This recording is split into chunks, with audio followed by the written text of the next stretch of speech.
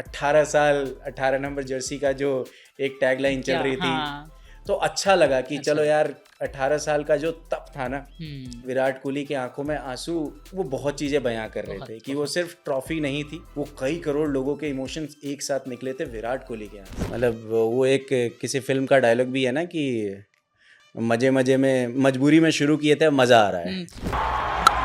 माही भैया जब मैदान में आवेलन गेंदबाज लोग के टीडीएस काट नहीं, पर आप लोगों ने गर्दा भी उड़ाया, ऐसी बात नहीं है। बहुत अच्छी कमेंट्री रही, खूब गर्दा उड़ा। का क्या बोलते हो आप लोग? गर्दा ही उड़ा, गर्दा उड़ा दे। हाँ ही का हो मुंह फोड़बा का। तो वो पहला मूवमेंट था, और पहला ही मूवमेंट सीएसके का मैच। धोनी ने उस मैच में 2 छक्के लगाए थे।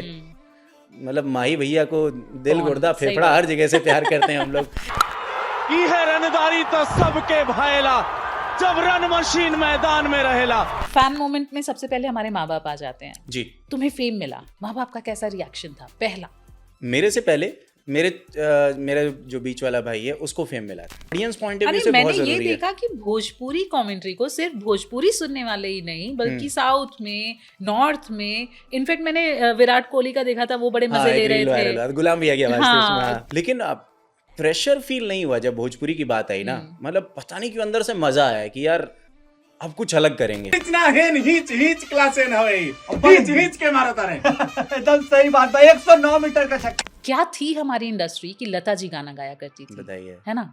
और क्या हो गई इंडस्ट्री की सिर्फ चोली घाघरा और यही सारी चीजें रह गई हैं। रवि किशन हो गए, मनोज बाजपेयी हो गए, क्या आर्टिस्ट हैं, पंकज त्रिपाठी हो गए अपने। कितनी स्ट्रगल की है उन्होंने और आज सक्सेस उनको मिल रही है। तो मैंने कुछ एक लाइन बोली थी, वो बड़ा हंसे भी थे। मेरे सोशल मीडिया पे है वो लाइन। ऐसा था कि मैं डरा हुआ था। ऑब्वियसली आप सोचिए कि आप एंकर हैं, मनोज बाजपेयी एंट्री करते हैं, तो मतलब आपकी हार्ट बीट बढ़ जाएगी। बहुत सारे क्वेश्चंस आप अपने आप को जज करना शुरू कर देते हैं, क्या ये सवाल ठीक रहेगा पूछना।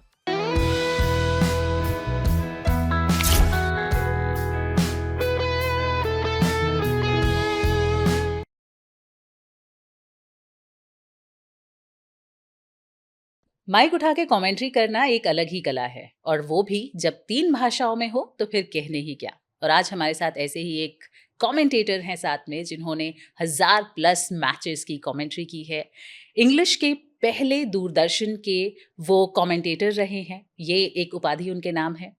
The one and only Sumit Mishra हमारे साथ हैं, the man with the mike, the commentator. Welcome Sumit हमारे शो में, इस आरटी ओरिजिनल्स में। मैं हूँ स्वाति। तो कैसे शुरू किया ये सब? पहले तो बहुत बहुत शुक्रिया आपका, और जितने लोग मुझे देख रहे हैं मेष राशि से मीन राशि वालों, सबको गोड़ छू के प्रणाम। जो हम भोजपुरी में पहले कहिला, उसके बाद आते हैं हिंदी में। और क्या बेहतरीन इंट्रोडक्शन दिया। बस मैं ये कहना चाहूँगा उसमें कि डीडी स्पोर्ट्स पे या डीडी नेशनल कह लें, वहाँ पे पहली बार जब क्रिकेट कमेंट्री हुई तो भोजपुरी कमेंट्री की शुरुआत मैंने ही की, मेरे साथ और जो 2-3 लोग थे। तो वहाँ से वो कारवां शुरू हुआ था। और अगर शुरुआत से बात करूँ तो मतलब मुझे याद है कि कभी सोचा नहीं था कि कमेंट्री करेंगे। मतलब वो एक किसी फिल्म का डायलॉग भी है ना कि मजे मजे में मजबूरी में शुरू किए थे, मजा आ रहा है। लेकिन पता है सुमित, किसी को, बहुत कम लोगों को भी पता होगा कि भोजपुरी कमेंट्रीज अभी आईपीएल से नहीं बल्कि दूरदर्शन के टाइम से ही शुरू हो चुकी है। दूरदर्शन के पास वो प्रोजेक्ट था। जब मेरी जाके बात हुई इंटरनली वहाँ के प्रोड्यूसर डायरेक्टर्स के साथ, बट कोई उस पर एक्शन लेने के लिए रेडी नहीं था।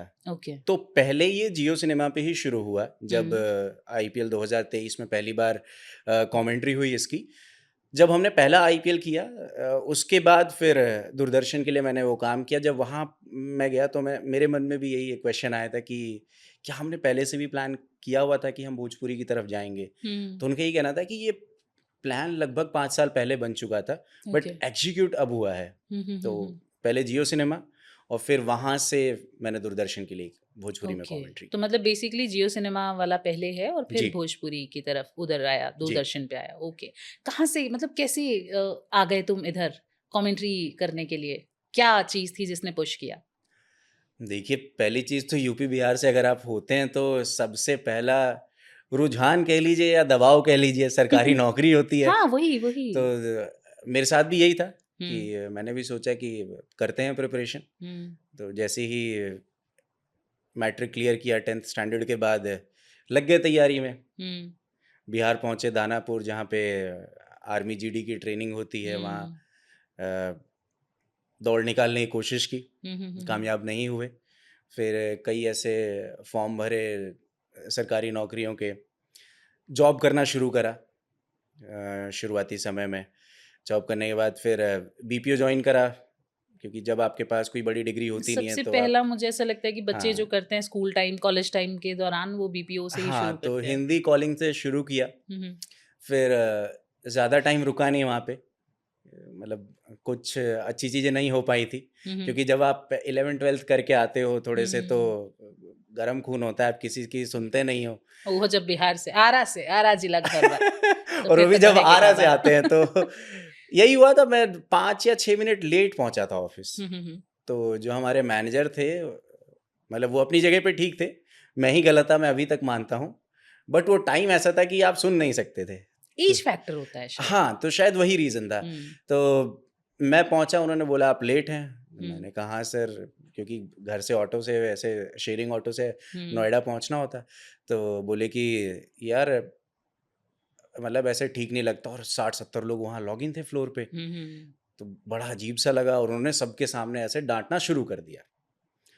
तो मैंने बहुत जेंटली बोला, मैंने कहा सर कैबिन में बैठ के बात कर लेते हैं कि क्या हुआ है, कैसे हुआ है। तो कह रहे तुम मुझे सिखाओगे क्या करना है। बॉस की अकड़ तो अब ये पता नहीं क्यों मेरे से सहा नहीं गया। ना हुई। मैंने कहा थैंक यू जी, अब मैं चलता हूँ। तो वहाँ से चले आए। तो मेरे साथ के एक दोस्त हैं प्रिंस भाई, प्रशांत, उनके साथ फिर इंग्लिश कॉलिंग स्टार्ट की। तो वहाँ उसमें काम किया। फिर कमेंट्री भी कर रहा था, साथ साथ प्रिपरेशन भी कर रहा था। मेरे 3-4 दोस्त हैं, उन लोगों के साथ, अभिशांत, कृष्णा, इन लोगों के साथ कि सरकारी नौकरी निकल जाए, तैयारी चल रही थी। फिर एक टाइम आया कि वो भी चीज़ें क्रैक नहीं हो रही थी। साथ में मैं क्रिकेट भी खेल रहा था। तो मतलब क्रिकेट तो स्कूल टाइम से ही शुरू हो गया था। और 11th-12th स्टैंडर्ड में ये था कि मेरी टाइमिंग थी स्कूल की 9 से 3। तो मयूर विहार से लेके सीपी तक मैं जाता था, कनाट प्लेस। तो मतलब 2 लंच लेके जाता था कि 9 से 3 तो स्कूल के लिए, और फिर मैं वहाँ से चले जाता था मॉडर्न स्कूल। तो उधर जाके क्रिकेट प्रैक्टिस हुई, तो वहाँ पे भी टाइम बिताया। तो कुछ इसी तरीके से रूटीन चल रहा था। मतलब शुरू से रहा है तुम्हारा स्पोर्ट्स से नाता? और हाँ, एक पता नहीं लगाव रहा है, और इसीलिए शायद अभी तक जुड़ा हुआ हूँ। और आप मेरे जैसे जो लोग हैं ना, उनसे पूछोगे जो भी स्पोर्ट फैन हैं या फिर ये जो कमेंट्री क्षेत्र से जुड़े हैं, कि उनके ब्लड में आ गया है स्पोर्ट्स, मतलब वो डीएनए में आ गया, अब आप उसे निकाल भी नहीं सकते। और वो चीज अच्छी है होती है, मुझे ऐसा लगता है कि जब आप किसी फील्ड में हैं और वो आपका पैशन बन जाता है तो आप बेस्ट निकालते हैं, और तुम बेस्ट करते हो, नो डाउट। मैंने देखा है थैंक यू सो मच। क्योंकि तुम्हारा जो जर्नी रहा है सिर्फ भोजपुरी से तो है नहीं, तुमने 1000+ मैचेस किए हैं ऑलरेडी, उसके बाद में हिंदी भी, इंग्लिश भी, ओलंपिक्स तक तुम कर चुके हो। तो that is not so take it for granted. बहुत हाँ, ऐसा ही है। मतलब मेरे को ये लगता है कि जब मैंने ग्राउंड कमेंट्री से ही शुरू किया, वहां से लेके टिल ओलंपिक्स आप कह लीजिए, या 3 सीजन आईपीएल कर लिए मैंने, मेरे को ना हर स्टेज पे अच्छे लोग मिलते रहे। मतलब बहुत लोगों के लिए बहुत सारे अलग अलग रोल मॉडल्स होते हैं, मेरे साथ के लोग बड़े अच्छे मिले। ग्राउंड कमेंट्री शुरू की तो मुझे शुरू में ऑर्गेनाइजर्स बड़े अच्छे मिले, जिन्होंने मुझे सपोर्ट करा। अगर मैं पहला मैच बताऊं तो वो बहुत ही, मतलब अभी मैं उसको जज करूं तो शायद मैं रेट भी ना कर पाऊं, 1 स्टार भी नहीं दूंगा। तो उसके बाद जो वो ऑर्गेनाइजर थे, मैं गुड़गांव में पहला मैच किया था ग्राउंड का, तो उन्होंने बोला यार मिश्रा तेरी आवाज़ में दम है, एक काम करते हैं, मेरे ग्राउंड पे अब जितने मैचेस होंगे तू ही करेगा। ग्रेट। तो मैंने कहा यार मैं तो पहला मैच करने आया हूँ और वो भी ख़राब किया है। अगर ये बंदा मेरे पे भरोसा कर सकता है तो मेरी रिस्पॉन्सिबिलिटी और बढ़ जाती है। Agree. तो फिर प्रिपरेशन की, जाके कमेंट्री की, चीज़ें स्टार्ट की, और फिर वहाँ से शुरू किया। और अगेन वही कि आप आगे कैसे बढ़ते हो या कमेंट्री कैसे करते हो, मेरा सिंपल मोटिव है कि आप जो भी काम कर रहे हो ना, अगर मैं यहाँ आपके साथ भी बैठा हूँ तो हम दोनों इसलिए किसी मुद्दे पे बात कर रहे हैं क्योंकि हम एटलीस्ट चीज़ों की प्रिपरेशन करके आए हैं। बिल्कुल। तो वो बहुत ज़रूरी है। और टाइम के साथ ही एक्सपीरियंस आता है। हुँ। लोग कह देते हैं बड़ी आसानी से, क्या है बोलना ही तो है। पर क्या बोलना इतना आसान है? बोलना आसान है लेकिन क्या बोलना ये बड़ा मुश्किल वही है। वही कि सिर्फ बोलना नहीं होता। जब आप हुँ। कमेंट्री कर रहे हैं, you have to be very cautious about it कि आप क्या बोल रहे हैं, और वो भी आपको लाइव करना पड़ता है। तो मुझे लगता है कि वो बहुत ज़्यादा टफ होता होगा। देखिए अब तो आदत हो गई है, हुँ, लेकिन ऐसा नहीं है कि मतलब हम सो के उठे आराम से होटल से सीधा कमेंट्री करने चले गए। प्रिपरेशन बहुत ज़रूरी है। अगेन मैंने कहा कि आप एक अलग प्लान करके जाते हो। हुँ, फिर जब आप टीवी के लिए कमेंट्री करें, लेट्स सपोज जब हम आईपीएल करते हैं, डेली मैचेस करते हैं, क्योंकि ब्रेक तो होते नहीं हम लोगों के पास 2 महीने, ढाई महीने जब आईपीएल चलता है, तो हमें बहुत चीज़ें दिमाग में रखनी पड़ती हैं कि क्या हम ऑडियंस को डेली कुछ नया या अलग सर्व कर सकते हैं। हुँ, और सबसे अच्छी बात जो मुझे लगी ना, मतलब भोजपुरी लोग जो हमें सुनते हैं, हुँ, कि भोजपुरी कमेंट्री पहली बार शुरू हुई 2023 में। हुँ, हमारे पास कोई प्रूफ नहीं था कि हम किसी सोशल साइट्स पे जाके कुछ वीडियोस देख लें या किसी हुँ, से पूछ लें, कि कभी हुई ही नहीं थी कमेंट्री। हुँ, तो हमने जिस तरीके से शुरू किया, मतलब हमारे प्रोड्यूसर, डायरेक्टर्स, चैनल हेड जो लोग हैं, उनका जो भी एक विजन था, हुँ, उन्होंने ऑन पेपर्स बड़े अच्छे से उतारा। अब उसको डिलीवर करने का काम हम लोगों का था, जो हमारी टीम के सारे बिल्कुल। कमेंटेटर्स और एंकर्स हैं। हम लोगों ने जब शुरुआत की, तो सबसे बड़ा थैंक यू हमारी ऑडियंस को, हुँ, कि हमने जैसे भी शुरुआत करा, उन्होंने मतलब अपना लिया हमें। हुँ। उन्होंने कहा यार यही बेस्ट है। नहीं, पर आप लोगों ने गर्दा भी उड़ाया, ऐसी बात नहीं है। बहुत अच्छी कमेंट्री रही, खूब गर्दा उड़ा गुर का क्या बोलते हो आप लोग? गर्दा ही उड़ा गर्दा देला। उड़ा देने। तो गर्दा उड़ाया, ऐसी बात नहीं है, अच्छा था। मतलब क्योंकि बहुत सारे, चलो तुम्हारा तो बैकग्राउंड रहा कमेंट्री का, हुँ। लेकिन जितने लोग, क्योंकि मैं काफ़ी लोगों को उधर जानती हूँ, तो कमेंट्री का ऐसा जो उनका बैकग्राउंड भी नहीं था, तब भी उन लोगों ने बहुत अच्छा डिलीवर किया है। अच्छी बात क्या रही ना हमारी टीम में, हुँ। कि हम बड़े जुझारू थे अपने काम को लेके। हुँ, और अभी भी है, मतलब मेरी टीम में अगर आप सभी लोगों के नाम लेंगे, एंकरिंग की शुरुआत विशाल आदित्य सिंह, हुँ, विशाल भाई की एक अलग एनर्जी, हाँ। बिग बॉस के फेम भी रहे हैं। हुँ, फिर कमेंट्री में गुलाम भाई, जो कि मतलब वॉइस के तो जादूगर हैं। हाँ। आप बेहतर तरीके से जानते हैं। तो उनके लिए कमेंट्री, और ऐसा नहीं है कि मतलब वो कमेंटेटर नहीं रहे हैं। हुँ, उन सब लोगों का क्रिकेट से एक अलग रुझान रहा है शुरू से ही। इंटरेस्ट की बात। हाँ, तो इंटरेस्ट है। हुँ। और सबके लिए नया प्रोजेक्ट था। ऐसा नहीं कि मैं कमेंट्री कर रहा था तो मेरे लिए आसान हो जाएगा। क्योंकि हिंदी इंग्लिश बोलना, फिर भी जब आप, क्योंकि रेगुलर उसके प्रैक्टिस में जी। हो, लेकिन जब नेटिव लैंग्वेज में ऐसा कुछ करने को मिल जाता है, हुँ। मुझे लगता है वो ज़्यादा हमारे ऊपर रिस्पॉन्सिबिलिटी आ जाती है कि हम क्या डिलीवर कर रहे हैं। और जब हम स्पोर्ट्स की बात करते हैं या क्रिकेट की अगर हुँ। हम बेसिकली बात करें, जैसी कमेंट्री होती है, फ्लो में आते हो आप लोग, एकदम। और उस फ्लो में सही चीज़ निकलना बहुत ज़्यादा, क्या बोलूँ उसको, मुद्दे की बात होती है कि क्या आप निकाल रहे हो वहाँ पे। सही बात है। और ख़ास करके भोजपुरी कमेंट्री, जो कि मतलब अगर आपने सुनी या जो हमारे दर्शक सुनते हैं, हमारा पेस तो रहता ही है, साथ हुँ। में जो टेम्पो होता है वो बड़ा बहुत हाई होता बहुत है, हाई बहुत रहता हाई। है। तो ये क्या नीड होती है उसकी, या जाके वहाँ पे तुम लोग बिल्कुल मज़े में आ जाते हो? अरे मज़ा तो है, बिना मज़ा के तो कमेंट्री होगा नहीं। अगर हम ही एन्जॉय नहीं करेंगे जो स्क्रीन पे चल रहा है, तो लोग कैसे एन्जॉय करेंगे? नहीं, मतलब क्योंकि बाकी इंग्लिश की कमेंट्री देखो बहुत ज़्यादा नॉर्मल जाती है। हिंदी की हुँ। चलो अब थोड़ी-सी और अपग्रेड हो गई है, जी। हल्ला वाली हो गई है। लेकिन भोजपुरी हमारी हमेशा इस पिच में रहती है। कैसे? मज़ा इसी में आता है।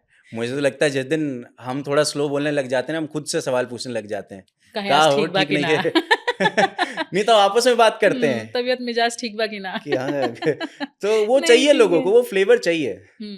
तो अच्छा, जब लोगों ने ये सुना कि तुम हिंदी इंग्लिश से भोजपुरी में शिफ्ट हो रहे हो, हुँ। तो क्या डर नहीं लगा कि ये मेरे लिए सही रहेगा या नहीं, मेरा करियर इधर शिफ्ट हो जा रहा है? क्योंकि एक रीजनल लैंग्वेज हुँ। है और पहला एक्सपेरिमेंट था ये, तो कुछ डर रहा उस टाइम पे जाने में इधर? नहीं, ऐसा कुछ नहीं लगा, हुँ, क्योंकि जब आप ग्राउंड लेवल से शुरू करते हैं ना चीज़ें, तो एक विज़न होता है कि यार मुझे भी एक बार टीवी पे आना है, या मुझे भी हुँ, किसी बड़े स्तर पे कमेंट्री करनी है। और मतलब बहुत अच्छा पॉइंट उठाया आपने कि इंग्लिश कमेंट्री मैंने बहुत थोड़े समय के लिए की। हुँ, हिंदी से रुझान रहा तो हिंदी एक तरीके से विरासत में मिली। दादाजी संस्कृत के रिटायर्ड टीचर रहे, वेरी पापा नाइस। जी ने भी संस्कृत में ग्रेजुएशन किया, हुँ, हुँ, हुँ, तो हिंदी की तरफ झुकाव रहा। लेकिन प्रेशर फील नहीं हुआ जब भोजपुरी की बात आई ना। हुँ, मतलब पता नहीं क्यों अंदर से मज़ा आया कि यार अब कुछ अलग करेंगे। मातृभाषा में करने का हाँ, मजा मतलब अलग है। मिट्टी के भाषा का एक अलग मतलब फ्लेवर ही अलग है। हम्म, हाँ, अब मेरे लिए चैलेंज ये था कि मैं पिछले 12-15 साल से दिल्ली में रह रहा हूँ, तो हो सकता है वो शायद कल्चर ना हो। घर में हम्म। बाबा दादी मम्मी पापा भोजपुरी में बात करते हैं। तुमने भोजपुरी में कमेंट्री किया, ठीक है। हम्म। हिंदी इंग्लिश करने के बाद जब भोजपुरी में शिफ्ट हुए, डर नहीं लगा कि भोजपुरी करूंगा मैं कहीं लीक से अलग ना हो जाऊं या ऐसा कुछ? नहीं, ऐसा कुछ नहीं था। मतलब इनफैक्ट जब पहली बार पता चला कि भोजपुरी कमेंट्री का ऑडिशन देना है, तो मैं बहुत ज़्यादा खुश भी था, क्योंकि आप सोचो, मतलब वर्ल्ड की सबसे बड़ी क्रिकेट लीग है, आप उसका हिस्सा हम्म, बनने के लिए जा रहे हैं, और भोजपुरी तो अपनी ही भाषा है ना। हम्म, चैलेंजेस ये रहे हैं कि घर में भोजपुरी मम्मी पापा दादा दादी बोलते हैं, हम्म, और कभी कभार हम साथ में बैठ गए, कुछ बात बात शुरू हो गई तो वहाँ बोलने लग गए। लेकिन अगेन कि आप कोई भी काम करने के लिए जा रहे हैं तो आप प्रिपरेशन करके जाइए। हम्म, तो मुझे लगता है कि वो मुहावरे या फिर वो कहावतें कह लीजिए, कुछ पुराने ऐसे डोडो वर्ड जो हैं जो विलुप्त हो चुके हैं, हम्म, उनको ढूंढ के लाना। कि हम कमेंट्री में ही कई बार गर्दन को नरेटी और फफेली बोल देते हैं, तो हाँ, वो लगता है कि हाँ यार, सुनने वाले को कि अरे यार ये कहाँ से ले पता आया। बाइकरा खाटी बा। हाँ, मतलब एक अलग से हम्म, शब्दकोश तैयार किया उसके लिए, और उसके बाद मज़ा आने लगा फिर तो, क्योंकि डर जब तक रहता है जब तक आप बोलना शुरू नहीं शुरू करते नहीं हैं। करते हो, बिल्कुल सही बात है। और क्योंकि ऐसा भी है, हम मुझे ऐसा लगता है कि हम लोग भोजपुरी वालों को एक अलग जुड़ाव, या किसी को भी अपनी मातृभाषा से एक अलग जुड़ाव रहता है, और उसमें अगर काम करने को मिल जाता है तो शायद हमारी एनर्जी और दुगनी हो जाती है। और यही आप लोगों को फिर फील भी होता है हाँ, कमेंट्री में। कि अरे ऐसे प्राउड मोमेंट होता है शायद हमारे लिए, क्योंकि भोजपुरी को ना हमारी इंडस्ट्री ने, अगर हम फिल्म इंडस्ट्री की बात करें, जी। उसने बहुत डिग्रेड कर दिया है। क्या थी हमारी इंडस्ट्री कि लता जी गाना गाया करती थी, बताइए। है ना? और क्या हो गई इंडस्ट्री की सिर्फ चोली घाघरा और यही सारी चीजें रह गई हैं। भोजपुरी में आपने कमेंट्री की, है जी। ना? क्योंकि हम शिफ्ट होना भोजपुरी में, अपनी मातृभाषा के लिए काम करना वाकई एक अलग फील दे जाता है, मुझे ऐसा लगता है। जी। क्योंकि ऐसा लगता है कि प्राउड मोमेंट सा फील होने लग जाता है। तो ये मुझे लगता है कि आप लोग एक बहुत अच्छे लेवल पे उसको लेके जा रहे हो। अदरवाइज तो हमारी जो भोजपुरी है उसके कहने ही क्या, लोगों ने बहुत ज़्यादा डिग्रेड कर दिया उसको आज के समय में, अगर हम इंडस्ट्री की बात करें तो। लता जी ने देखो कितने अच्छे गाने गाए थे भोजपुरी के लिए, जी। लेकिन आज के समय में मुझे लगता है भोजपुरी सिर्फ चोली घाघरा और इन सारी चीज़ों पे ही रह गई है। उन्होंने बहुत ज़्यादा डिग्रेड कर दिया है। तो आगे चल के सवाल मेरा यहाँ पे ये है, क्या तुम इस इंडस्ट्री के लिए भोजपुरी में कुछ ऐसा करने का आप लोग प्लान कर रहे हैं, या कुछ ऐसा है कि ऐसा कुछ भी होगा, कुछ सुधारने के लिए कोई हम लोग कुछ चीजें कर रहे हैं?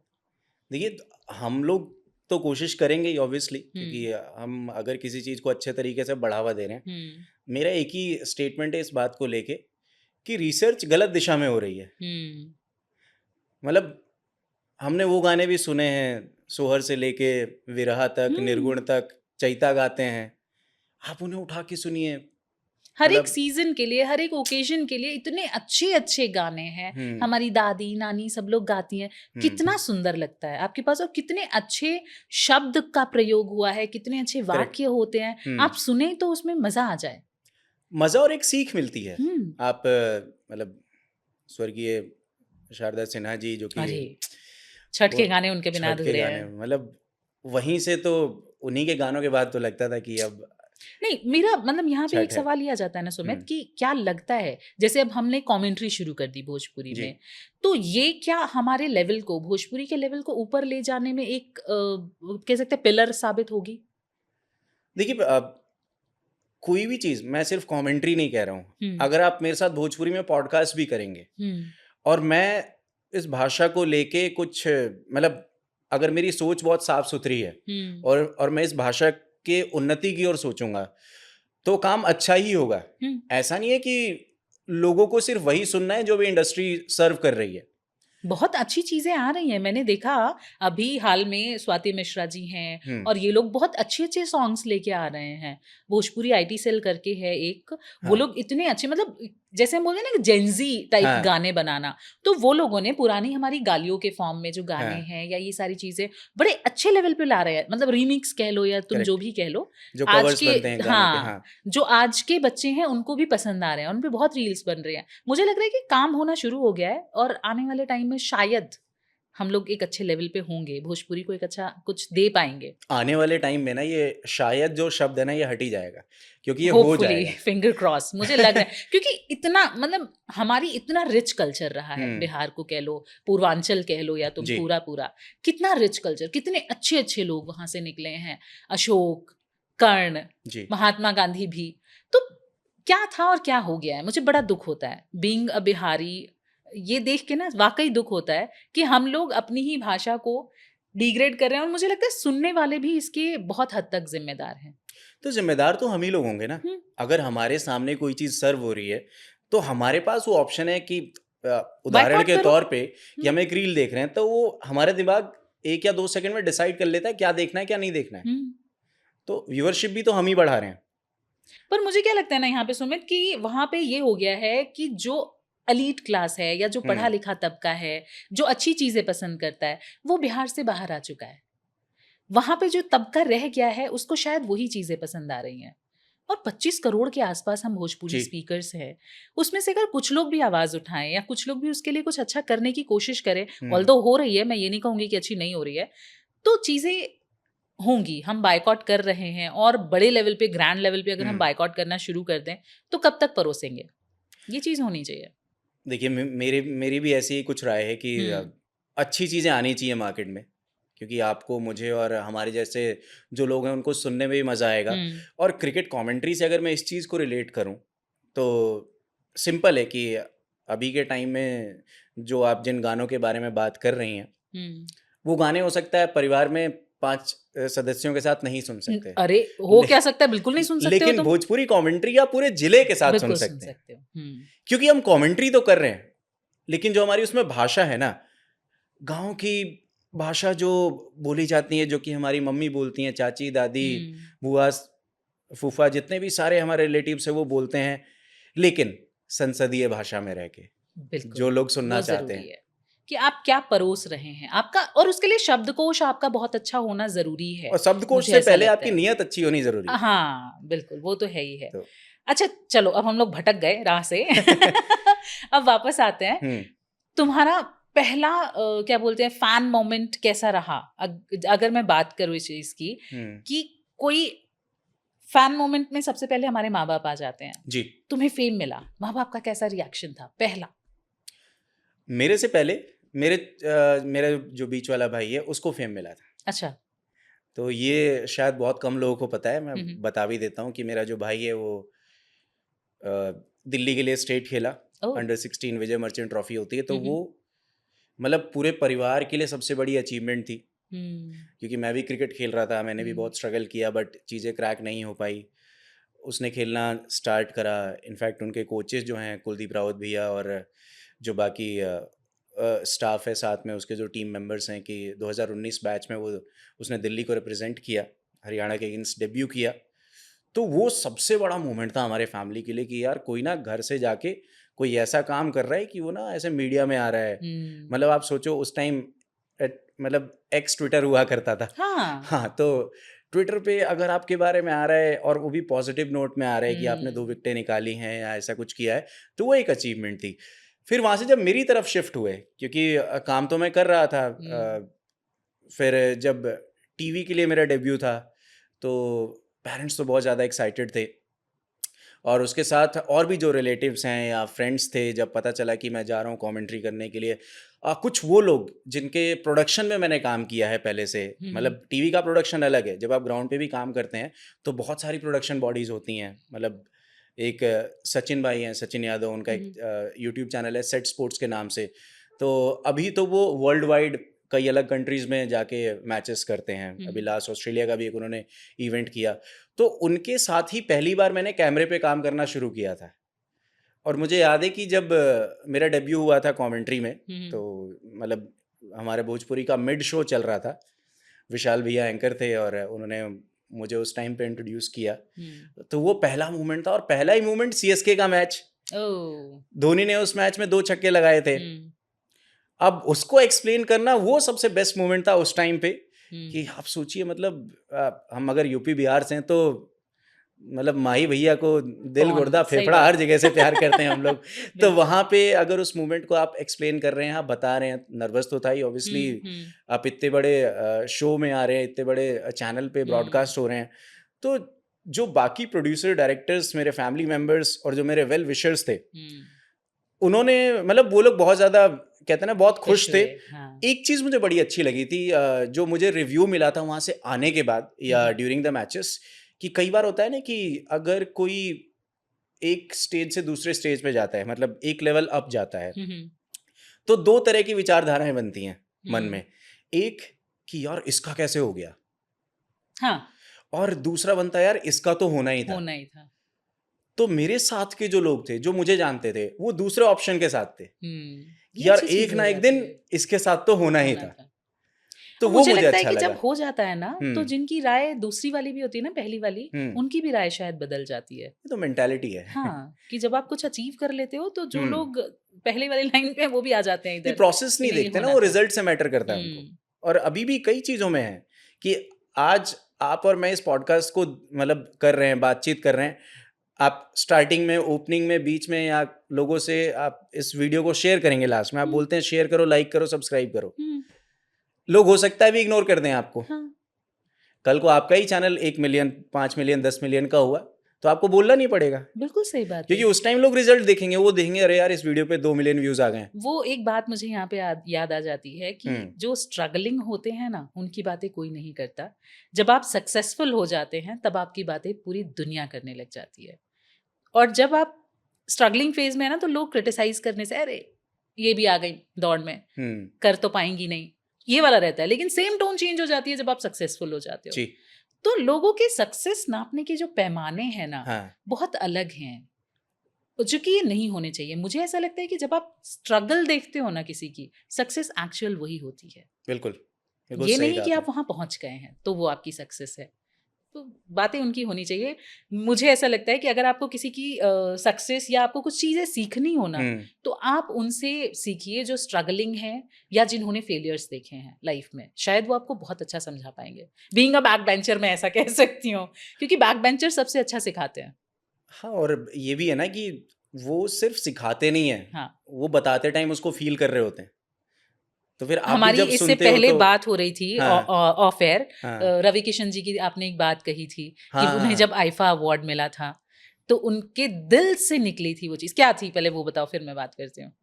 मतलब मैंने जब सुना था तो सच में गूज़बम्स आ गए थे पहली बार। मतलब कंग्रेचुलेशंस वंस अगेन रवि भैया, मतलब हमारे फेवरेट कमेंट्री में रहते हैं तो एक अलग एनर्जी रहती है कि हाँ, मतलब ऐसा लगता है कि अचानक ऑरा चेंज हो जाता है। अगर हम एक एनर्जी पे कमेंट्री कर रहे हैं ना तो उसका 4x हो जाता है जब रवि भैया साथ में आते हैं।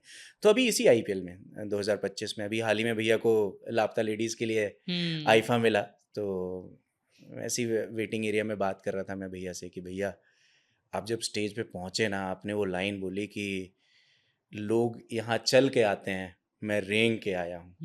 तो मैंने कहा उस टाइम ये सुन के रोंगटे खड़े हो गए। मैंने कहा कैसे आया आपके दिमाग में ये? तो बड़ा अच्छा बताया रवि किशन ने।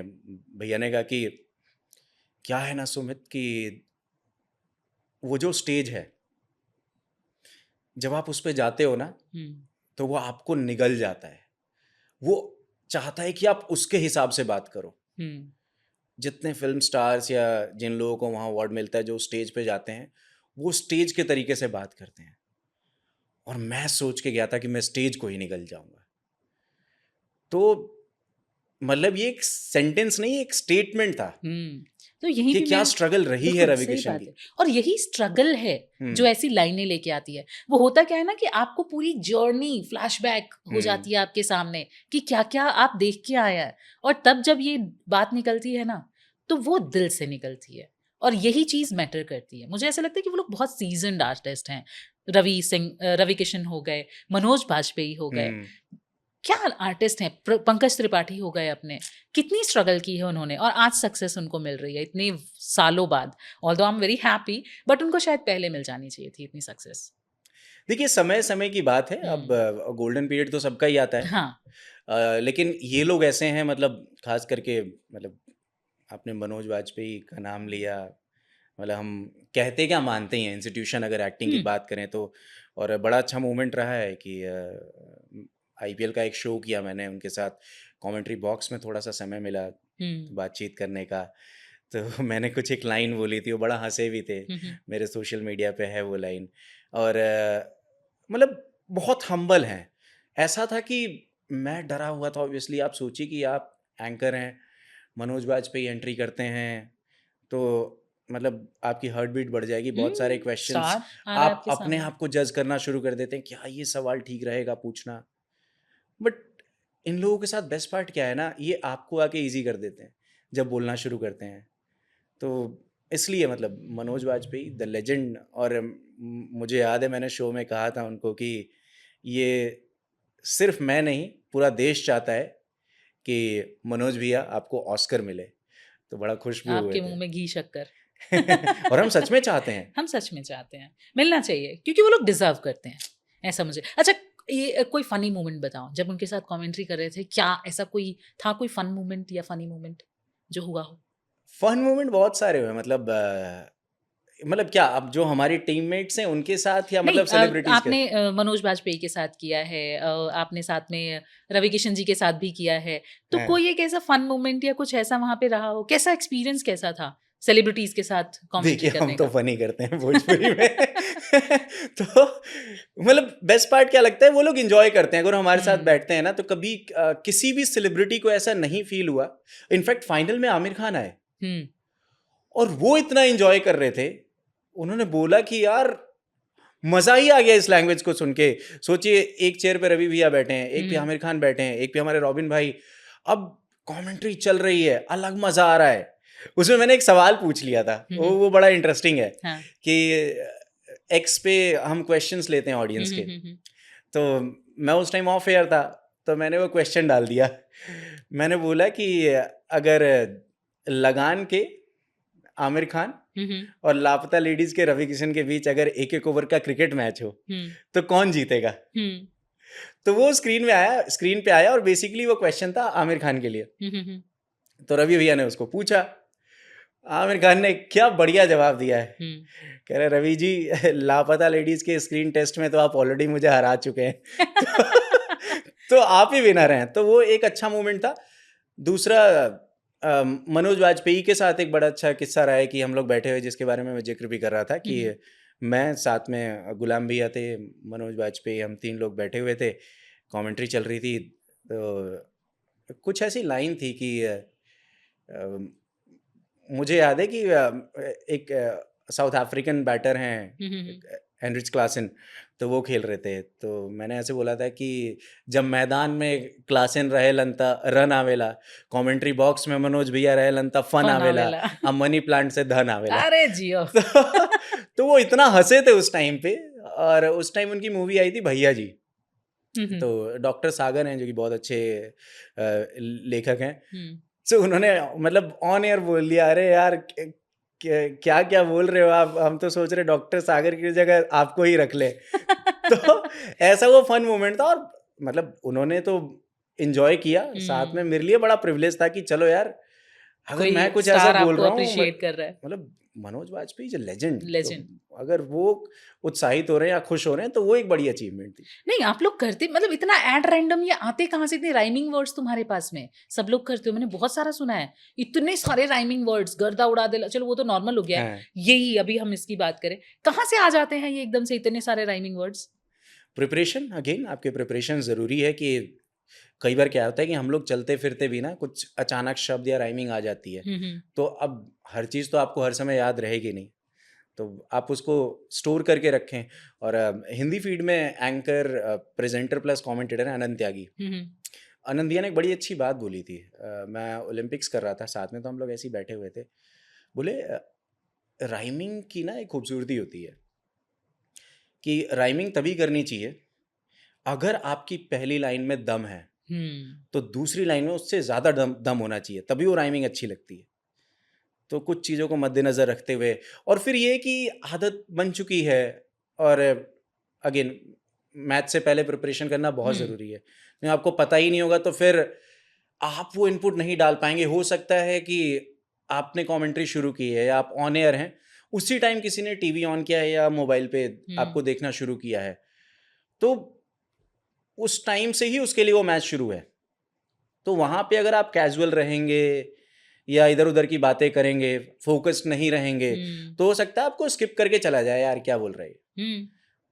तो वो सर्व करना ऑडियंस पॉइंट ऑफ व्यू अरे से मैंने बहुत ये जरूरी है। देखा कि भोजपुरी कमेंट्री को सिर्फ भोजपुरी सुनने वाले ही नहीं बल्कि साउथ में, नॉर्थ में, इनफैक्ट मैंने विराट कोहली का देखा था, वो बड़े हाँ, मजे एक ले रहे रील थे। वायरल हुआ था, गुलाम भैया की आवाज थी उसमें। हाँ हाँ। कि वो कितना सुन के कितना हंस रहे थे वो, मतलब सब लोगों ने एंजॉय किया। ऐसा नहीं है कि पर्टिकुलर भोजपुरी स्पीकर्स नहीं उसको एंजॉय किया, तो कुछ तो उखाड़ा है। ऐसा नहीं है, एक फन है। फन है। जो लोग पहले मजाक बना रहे थे, अब लोग थोड़ा सा देख के खुश हो रहे हैं। खुश हो रहे हैं। मतलब दम उनके है भाई शुगर हमारी बीपी का भाषा काम में। भी हम लोग कर रहे हैं। हाँ। तो क्या मजे आते हैं कमेंट्री सुनने में भोजपुरी। दम है, दम है, और भाषा इतनी प्यारी है ना कि आप जो भी बोलते हो बड़ी प्यारी लगने लग जाती है। इसकी बात कर रहे हैं हम कमेंट्री की। तुमने क्या बोलते ऑन फील्ड कमेंट्री की जी। है, उसके बाद जाके टीवी पे कमेंट्री की है, दोनों में क्या डिफरेंस लगा? बहुत डिफरेंस है। ऑन फील्ड क्या होता है ना कि मतलब जब हम ग्राउंड पे, मतलब मेरे जैसे बहुत सारे ऐसे मेरे नोन फ्रेंड्स कलीग्स हैं जो कमेंट्री करते हैं, तो ऑन फील्ड जब आप करते हैं आपको अकेले सारी चीज़ें करनी पड़ती हैं। आप समय पे पहुंचते हैं, टॉस आप कराते हैं, कमेंट्री आप शुरू करते हैं। कई बार आप अकेले ही होते हैं पूरे 2-3 मैचेस के लिए। ओह, उसके बाद पोस्ट मैच प्रेजेंटेशन जो होती है वो भी आप ही होस्ट करते हैं। वो सारी चीज़ें आपको करनी पड़ती हैं। मुझे याद है कि मैंने मैक्सिमम 7 T20 मैचेस किए हैं लगातार। मतलब 7 T20 मैचेस कितने हो गए, 140 ओवर। क्योंकि इवेंट था गुड़गांव में, मैं कमेंट्री करना शुरू किया, उसमें कुछ अच्छे आर्टिस्ट खेल रहे थे। तो मेरी शिफ्ट टाइमिंग थी कि सुबह मेरे को 8 बजे शुरू करना है और 5 बजे मेरे को ऑफ एयर हो जाना है। कोई एक और कमेंट्री करने के लिए आने वाले थे, उनको करना था। बट हुआ क्या कि किसी कारणवश वो आए ही नहीं। अब ऑर्गेनाइजर के लिए वो बहुत बड़ा इवेंट था, तो उन्होंने बोला यार आप ही देख लो, थोड़ा कम बोल लेना। मैंने कहा भाई करेंगे तो पूरा बोलेंगे, कम क्यों बोलेंगे। फिर वो रात में भी चलने थे मैचेस, तो आप ये लगा लीजिए सुबह 7-8 बजे से लेके अगली सुबह 4 बजे तक मैंने कमेंट्री की है अकेले। कैसे मैनेज किया इतना? बोलते चले कि एक जुनून होता है ना जब आप सीखते हैं, तो फिर आपको थोड़ी लगता है कि काम ज़्यादा हो रहा है। मतलब मैं अभी भी कहता हूँ कि लोगों के लिए कमेंट्री काम होगा। मतलब मेरे लिए जिंदगी है। कब बन गया कमेंट्री आपके लिए जुनून? जब से मैंने इसको सीरियसली लेना शुरू करा और मैंने देखा कि लोग पसंद कर रहे हैं। मतलब कॉर्पोरेट मैचेस गुड़गांव से फिर बाकी इवेंट्स, और मुझे याद है कि इससे पहले मैं जिस ऑर्गेनाइजेशन में था, रूटर, तो उन्होंने पहली बार मुझे अप्रोच किया था कमेंट्री के लिए, और 2019 वर्ल्ड कप मैंने उन लोगों के साथ किया था। और बेस्ट मोमेंट ये भी रहा था कि जहाँ से थोड़ी सी मोटिवेशन मिली कि हाँ यार ये तो बहुत अच्छी चीज़ है। बॉलीवुड के एक और लेजेंड मिस्टर बमन ईरानी, वो जुड़े, और हम लोग मोबाइल पे ऐसे लाइव करते थे, कमेंट्री करते थे टीवी देख के। तो वो जुड़े, उन्होंने कमेंट्री सुनी, उन्होंने बड़ा अप्रिशिएट किया। फिर 1-2 बार हम ऐसे वीडियो के थ्रू लाइव आके हम लोगों के साथ इंटरेक्ट हुए, तो उन्होंने बड़ा मोटिवेट किया कि सुमित यार आपकी आवाज़ बहुत अच्छी है, गो फॉर इट, काम करो। तो वहाँ से लगा कि यार अगर ये लोग बोल रहे हैं तो फिर अब अगला काम मेरा है मेहनत करने का। और आपको तो पता है हम लोग मेहनत करने में कहाँ पीछे रहते हैं, नहीं रहते हैं। तो फिर वहाँ से चीज़ें चलती गई और चल रही हैं। कैसा रहता है कमेंट्री बॉक्स का माहौल जब आप जाते हो वहाँ पे? देखिए हमारे कमेंट्री बॉक्स का माहौल तो बहुत गजब रहता है। मतलब एट रैंडम अगर किसी ने गेट खोल दिया ना कमेंट्री बॉक्स का, तो उसको लगेगा कि यहाँ तो कुछ अलग लेवल का चल रहा है। एक तो डेसिबल इतना हाई रहता है, मैं जो घड़ी पहन के जाता हूँ ये मेरे को हर 2 मिनट में वार्निंग देती है कि मतलब आप किस पिच पे बोल रहे हैं, क्या मतलब क्या टोन चल रहा है। माहौल की बात की आपने, माहौल बहुत बढ़िया रहता है क्योंकि हम साथ में एंजॉय करते हैं। जो हमारे कलीग्स हैं ना, बेस्ट पार्ट क्या है हमारे बीच कि हम लोग आपस में ही थोड़ा बहुत लड़ लेते हैं और थोड़ी देर बाद हमसे बढ़िया कोई दोस्त ही नहीं है। कोई कॉम्पिटिटर फील होता है उधर में किसी एक को? नहीं मतलब अपने फील्ड में तो नहीं है, क्योंकि हम वहाँ पे कंपटीशन करने नहीं गए हैं, टीम गेम है। टीम गेम है और साथ में मतलब हम एक लैंग्वेज को वहाँ प्रमोट कर रहे Represent कर हैं। रहे और हैं। मेरे को कई लोगों ने स्टार्टिंग में मैंने कुछ इंटरव्यूज दिए थे तो मतलब उनका सवाल पूछने का तरीका थोड़ा सा अलग था। उन्होंने बोला कि आप लोगों ने जब भोजपुरी कमेंट्री की शुरुआत की तो आपने ना भोजपुरी को एक अलग पहचान दी। तो मैंने उसी वही। टाइम रोका उनको, पहचान मैंने की कहा कि जरूरत ही नहीं, नहीं है। भोजपुरी ने हमें पहचान दी है, बिल्कुल सही बात है। तो आप थोड़ा सा सवाल को बदलिए। मतलब हमारा काम है कि सही तरीके से उसको सर्व करना, बिल्कुल सही बात और है। लोग सुनेंगे। आप अच्छी बातें करेंगे तो सुनेंगे, क्यों नहीं ऐसा नहीं है। सुनेंगे? इतनी अच्छी भाषा है हमारी। अच्छा, वहाँ पे क्योंकि ये तुमने बात की कि भोजपुरी को अलग लेवल पहुँचा दिया। कभी ऐसा हुआ कि इंग्लिश कमेंट्री बॉक्स या हिंदी कमेंट्री बॉक्स वालों ने या किसी ने वहाँ पे कभी ऐसा फ़ील कराया हो कि ये तो रीजनल लैंग्वेजेस वाले हैं, इस तरीके से? कभी डाउनग्रेड जैसा कुछ फ़ील हुआ हो? नहीं, सभी अच्छे लोग हैं, तभी वो उस लेवल पे है।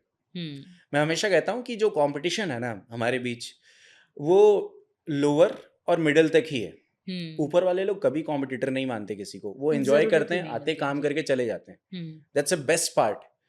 तो चाहे फिर हिंदी वालों को पता है उनको क्या करना है, इंग्लिश वालों को पता है उनको क्या करना है, हुँ, और सिर्फ हमें भोजपुरी नहीं, हमारे अलावा जितनी रीजनल लैंग्वेजेस हैं उनको पता है कि हमें क्या करना है। हम काम करते हैं, एक दूसरे से मिलते हैं, एंजॉय करते हैं, हुँ। होटल आ जाते हैं। तो कभी ऐसा लगा ही नहीं कोई आके बुराई कर रहा है कि यार तुम लोग कैसा कर रहे हो यार, ऐसा कोई नहीं है। मतलब इनफैक्ट हम लोग खुद, बगल में कोई दूसरी लैंग्वेज हो रही है तो अगर हम थोड़ा सा फ्री हो गए 4-5 ओवर के लिए तो हम उनके कॉम बॉक्स में जाके खड़े हो जाते हैं, हम खुद इंजॉय करते हैं। तो वो एक फैमिली क्रिएट करना बहुत माहौल हो ज़रूरी है, जाता वो है। एनवायरनमेंट होना बहुत ज़रूरी है। और सब लोग अच्छे हैं, मतलब हमारे सेट पे हुँ, अगर वहाँ से कोई इंग्लिश फीड का भी आ रहा है या फिर कोई हिंदी फीड से भी आ रहे हैं, हुँ, तो बीच में हम लोगों ने मिलके बात कर ली या कुछ मतलब ऐसे बातचीत चालू कर दी, बट ऐसा कभी नहीं हुआ है कोई किसी को डिग्रेड फील करा रहा है वहाँ पे। हुँ। भोजपुरी ने आपकी पर्सनैलिटी को कैसे शेप कर दिया? हम्म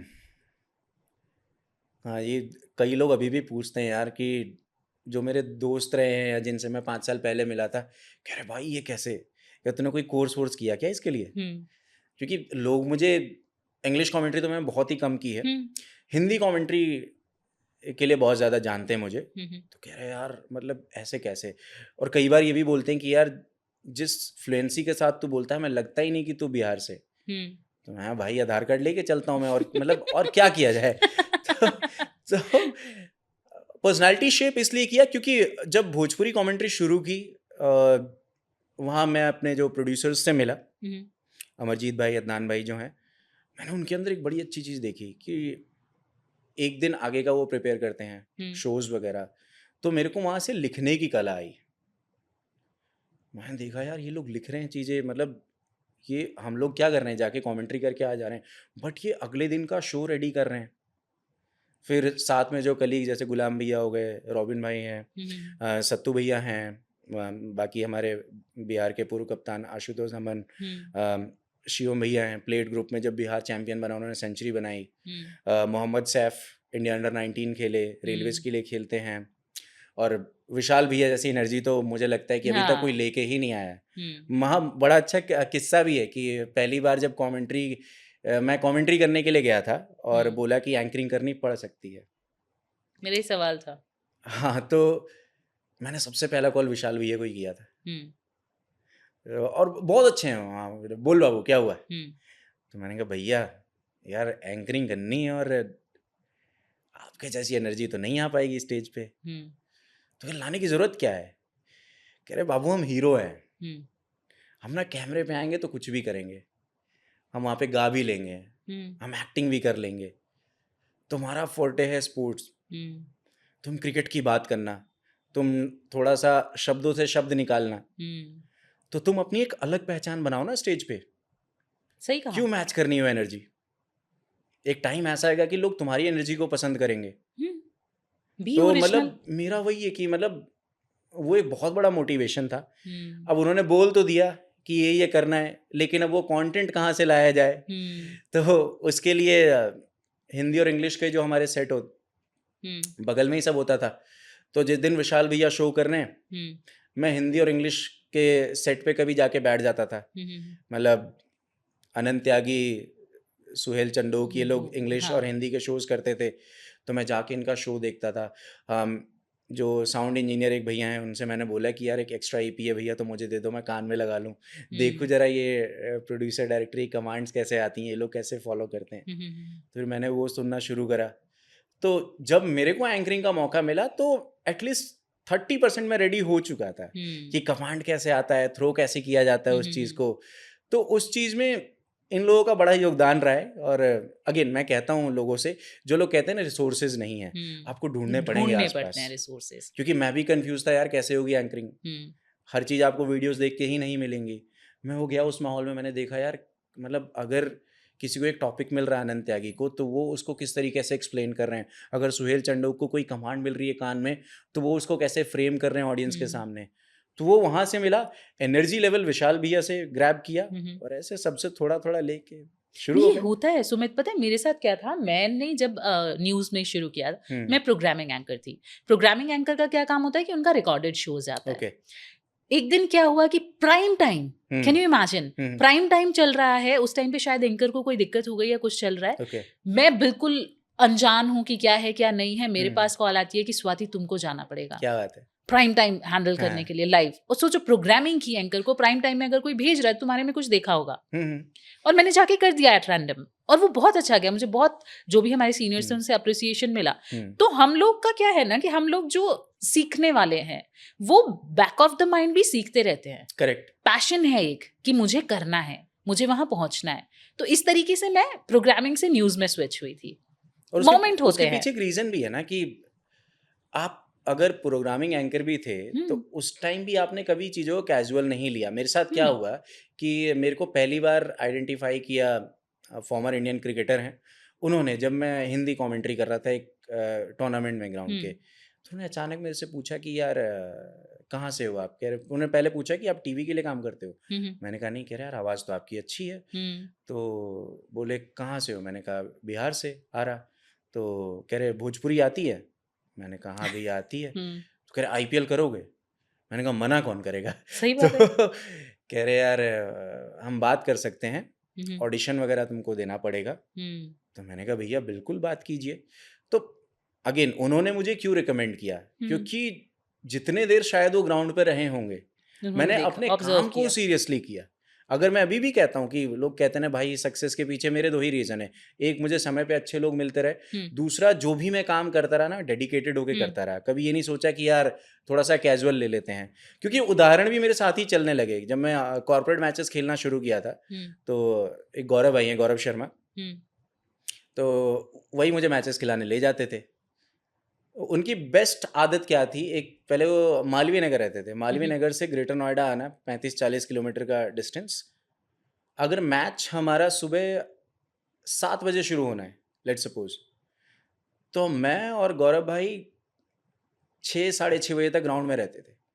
मुझे लगता है कि शायद ही हमने, अगर मैं मतलब 40-50 बार मैं उनके साथ गया हूँ तो 1 या 2 बार ही लेट हुए होंगे, वो भी किसी कारणवश।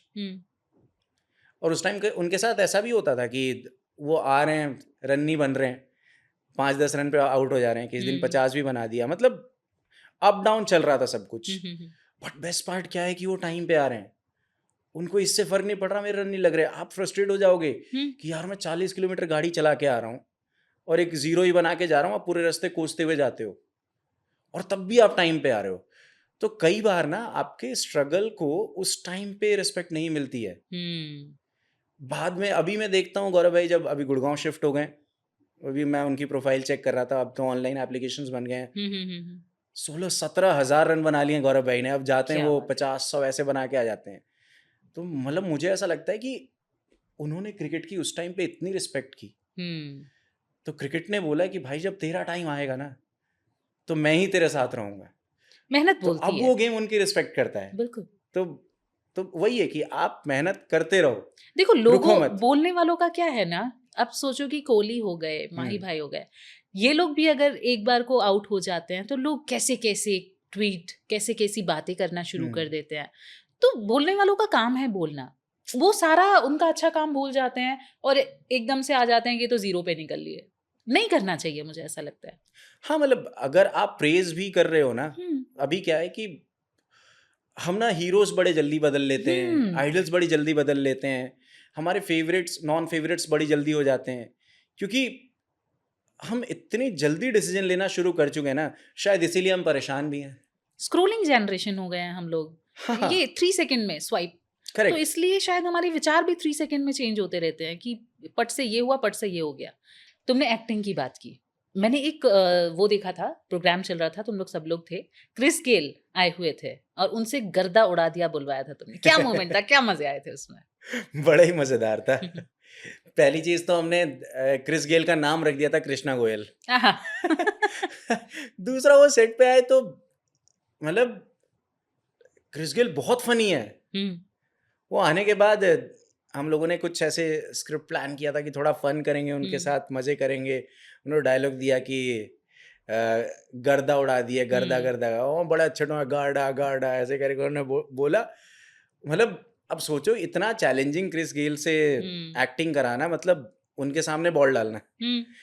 अब लेकिन ये था कि वो सच में बहुत टैलेंटेड, मैं तो आर्टिस्ट ही कहता हूँ उनको, क्योंकि जब वो बैटिंग करते तब भी बॉलर की ही फिल्में इज ही वेरी बनाते फन हैं। Loving, very fun loving. हाँ, जब बैटिंग करते तो बॉलर्स की फिल्में बनाते हैं। वहां थे तो वहां बड़ी अच्छी एक्टिंग कर रहे थे, तो मजा आया। वो सेगमेंट बहुत ही हाँ, जबरदस्त था, बहुत जबरदस्त था और बहुत वायरल भी हुआ बहुत था, उसकी फनी था, बहुत, मतलब हाँ, इसलिए अभी भी हम देखते हैं हंसी आ जाती है। मजा आ जाता है नहीं वो चीज देख हमने के। डांस कराया भोजपुरी गाने पे उनको। चलो ये तो फन मोमेंट था। हम्म। अगर हम इमोशनल मोमेंट की बात करें कि वहां पे कभी ऐसे बॉक्स में हुआ हो या एंकरिंग करते टाइम, कौन सा ऐसा इमोशनल मोमेंट भी होते हैं वहां पे? अच्छा कोई क्वेश्चन। एक शेयर करो। मतलब फॉर मी, अगर मैं जा रहा हूँ एक ग्राउंड लेवल से उठ के टीवी पे कमेंट्री करने के लिए, हम्म, तो पहली चीज़ कि आप ना जिन लोगों को ऐसे टीवी में देखते हो पहले खेलते हुए, फिर आपका कई बार ऐसे अचानक सपने देखते हो बैठे बैठे कि यार कभी तो इनके लिए कमेंट्री करेंगे। मतलब मैं और मेरे साथ के जितने लोग हैं, हम्म, अ, फिर जब मैं पहुंचा उस जगह पे, कमेंट्री शुरू की कि आपके पास माइक है, सामने विराट कोहली हैं, सामने रोहित शर्मा है, हम्म, महेंद्र सिंह धोनी है, शिखर धवन है, तो आपको देख के लगता है कि मतलब मैं सच में इमोशनल हो गया हूँ एक दो बार कि माइक उठाने से पहले यार विराट कोहली खेलेंगे तो मैं कमेंट्री करूंगा। तो अचानक आपके फ्रैक्शन ऑफ सेकंड के लिए फैन थॉट आता मोमेंट हो है जाता है नहीं? दिमाग में। तो ऐसे टाइम पे आप थोड़ा सा इमोशनल हो जाते हो कि यार फिर लगता है कि यार यही तो करना था, यही तो कर, तो इसीलिए तो शुरू किए थे। तो यही चीज। अच्छा, कोई वर्स्ट मोमेंट हुआ है ऐसा कुछ सेट पे? हाँ, मतलब हर किसी के लाइफ में होता होगा, जितने भी लाइव करने वाले लोग हैं। हम्म, मेरे साथ ही हुआ था, पहले आईपीएल में हुआ था कि हमारे पास कोई एक नया स्पॉन्सर आए थे, हम्म, तो एक बड़ी लंबी चौड़ी स्क्रिप्ट मिली थी मेरे पास, मतलब एम्पल टाइम भी था उसको प्रिपेयर करने के लिए। बट अगेन वही लाइट कैमरा एक्शन जब वो होता है तो कई चीज़ें आप भूल जाते हो। हम्म, तो हो सकता है शायद उस टाइम पे मैंने चीज़ों को थोड़ा कैजुअल ले लिया हो, हम्म, तो मैं वो अच्छे से एक्सप्लेन नहीं कर पाया था कैमरे पे। हम्म, तो डायरेक्टर्स प्रोड्यूसर्स ने थोड़ा सा डांटा भी था मुझे, जो कि बहुत ज़रूरी भी था। हम्म, मतलब उस टाइम हीट ऑफ द सीखने के मोमेंट लिए आपको जरूरी लगता है होता है। कि क्या यार, मतलब डांट क्यों पड़ रही है। बट 10 मिनट बाद जब आप अपने जोन में आते हो ना, फिर लगता है कि नहीं यार, आपका काम तो सिर्फ बोलने का था। जो कैमरे के पीछे लोग बैठे हैं ना, वो पूरा शो प्लान करके बैठे हैं, सही बात है, कितनी क्योंकि इतनी मेहनत लगती है। मेहनत लगती है। तो फिर लगा, और फिर ऐसा भी होता है ना, अगर ऐसे मोमेंट्स आपके साथ शुरू में ही हो जाएं, फिर आप आगे के लिए थोड़ा अवेयर एंड प्रिपेयर कॉन्शियस हो रहते जाते हैं। हो, हाँ, और ज़रूरी है कॉन्शियस होना और ऐसे मोमेंट आना भी, क्योंकि आपको ग्रो करने का टाइम मिलता है, एक और मौका डांट मिलता है। नहीं खाओगे तो फिर आगे कैसे बढ़ोगे, हम्म, मुझे ये लगता है। और मतलब मुझे ऐसा लगता है कि जब आप वाकई में ग्रो करना चाहते हो ना, तो ऐसे हम्म, मोमेंट्स आने चाहिए, वो आपको बहुत कुछ सिखा के जाते हैं और वो लाइफ टाइम वाली सीख बन इट जाती है। डिपेंड्स ऑन यू कि आप उन मोमेंट्स को कैसे लेते हाँ, हैं। नजरिए का सारा खेल है। वो तो है, तो वो तो हर जगह है। और कैसे, मतलब देखो स्क्रिप्ट की हमने बात की, क्या हमें प्री प्लान मिलता है? इतने सारे क्रिकेटर्स खेल रहे होते हैं, 11 हैं। कभी ऐसा हुआ है कि कोई और पिच पे है, किसी और ने कैच लिया और तुम लोगों ने किसी और का नाम ले दिया, ऐसा कोई मोमेंट हुआ है? हाँ, कई बार फील्डर्स आइडेंटिफाई करने में हो जाती है दिक्कत। हम्म, और कई बार क्या होता है ना, अभी इसी आईपीएल में मेरे साथ थोड़ा सा फंबल हो गया था। हम्म, मतलब अगेन जब आप लाइव कर रहे हैं तो ये चीज़ें कॉमन हैं, हम्म, ये हम भी जानते हैं, हमारे प्रोड्यूसर्स भी जानते हैं। हम्म, बट आप किस तरीके से कवर करके आगे बढ़ जाते हैं उस चीज़ को, या आप ऑडियंस के सामने सॉरी बोल देते हैं उस चीज़ को, क्योंकि आपने गलती की है ऑन एयर, तो वो आपका ही हक है माफ़ी मांगने हम्म, का। तो ऐसा हुआ है कई बार कि कैच किसी और ने पकड़ा, अचानक हम उस फ्रेम पे गए, हम उस मोमेंट को इतना सेलिब्रेट कर रहे थे कि हम उस फील्डर को ही भूल गए, हमने कोई और नाम ले लिया। तो वो चीजें लाइव हमारी चली जाती हैं हाँ, ऑन एयर जो हमने air? बोला स्पष्ट वो चला गया ऑन एयर, क्योंकि लाइव का बेस्ट पार्ट यही है, ये कोई रीटेक नहीं है। कोई रीटेक नहीं है live। आपने जो बोला सब चला गया, मतलब लाइव कमेंट्री, लाइव एंकरिंग हमारे जिंदगी की तरफ है। तीनों भाषाओं में हम आपने वो किया है, कमेंट्री की हम्म। है। कोई प्रेशर फील हुआ है अलग अलग भाषाओं में स्विच करने में? प्रेशर नहीं, थोड़ा सा चैलेंज है। मतलब मेरे हम्म। साथ ऐसा भी रहा है कि मैं नेशनल गेम्स में कमेंट्री कर रहा था इंग्लिश में, फिर मुझे उसके नेक्स्ट डे ट्रैवल करना था जहाँ हिंदी कमेंट्री करनी थी। वहाँ 2 दिन हिंदी कमेंट्री करके मुझे वापस भोजपुरी की एक सीरीज, मतलब सीरीज चल रही थी, इंटरनेशनल सीरीज थी, तो उसमें भोजपुरी कमेंट्री करनी थी। तो वो थोड़ा सा आपके मतलब माइंड पे डिपेंड करता है आप कैसे प्रिपरेशन कर रहे हो। होती है कुछ चीज़ें, थोड़ा सा टाइम लगता है चीज़ों को सेट होने में, बट अगेन कि आप ना एक अच्छे मोटिव से वहाँ बैठते हो, एक जिम्मेदारी के साथ बैठते हो। सबसे इम्पोर्टेंट ये है कि आप 150 करोड़ लोगों में से ना आप वो 5-10 लोगों को ही सेलेक्ट किया है उस चैनल ने, तो वो आपकी भी रिस्पॉन्सिबिलिटी बनती है उन 150 लोगों को, मतलब अपनी कमेंट्री से या जो आपको काम मिला है उसको अच्छे तरीके से निभाने का। कभी ऐसा हुआ है कि हिंदी की कमेंट्री करो और उस टाइम पे भोजपुरी आ गई बीच में? अरे अभी आपके साथ बोलते टाइम 2-3 बार हो गया। अब तो भोजपुरी तो मिट्टी की भाषा है, लोगों को मजा आता है। हाँ। अब तो मैं हिंदी कमेंट्री करता हूँ, वहां भी अपने भोजपुरी शब्दों का आ प्रयोग जाता है करता हूँ हमारा। कि अरे भौकाली दिखा रहे हैं एकदम हम लोगों का गर्दा है भी, उड़ा मुझे दिए। लगता है हिंदी बोलते बोलते वो आ जाता है। वो जरूरी है ना, बीच में हाँ, फ्लेवर ऐड करना। वो वो फ्लेवर हो जैसे जाता है। खाना बनता है, वो कहते हैं ना 5 फोरन डाल दो तो हाँ। स्वाद बढ़ जाता है। अच्छा, इंग्लिश जब आप कमेंट्री कर रहे होते हो कैसे सोच लेला? कहीं हमनी के अंग्रेजी तनी कमजोर होला, अंग्रेजी में सोच पावेला, हमनी के भोजपुरी में सोचे नहीं जाए। सोचिला था हम हिंदी में। अच्छा। अब ओकरा बाद सोचिला कि अब एकरा के अंग्रेजी में बनावल जाओ कि भोजपुरी में। तो इंग्लिश में तो मतलब इंग्लिश मैंने कहीं से ऐसे सीखा नहीं, मैं कॉल सेंटर में काम कर रहा था तो एक वो हैबिट बन गई, और मेरी इंग्लिश वैसी हो गई थी जो फॉरेनर्स वाली होती है, तो मैं वैसे ही बोलता था। मतलब कोई कॉल वॉल पे गया तो hi my name is Sam Williams, how are you doing, ऐसे करके।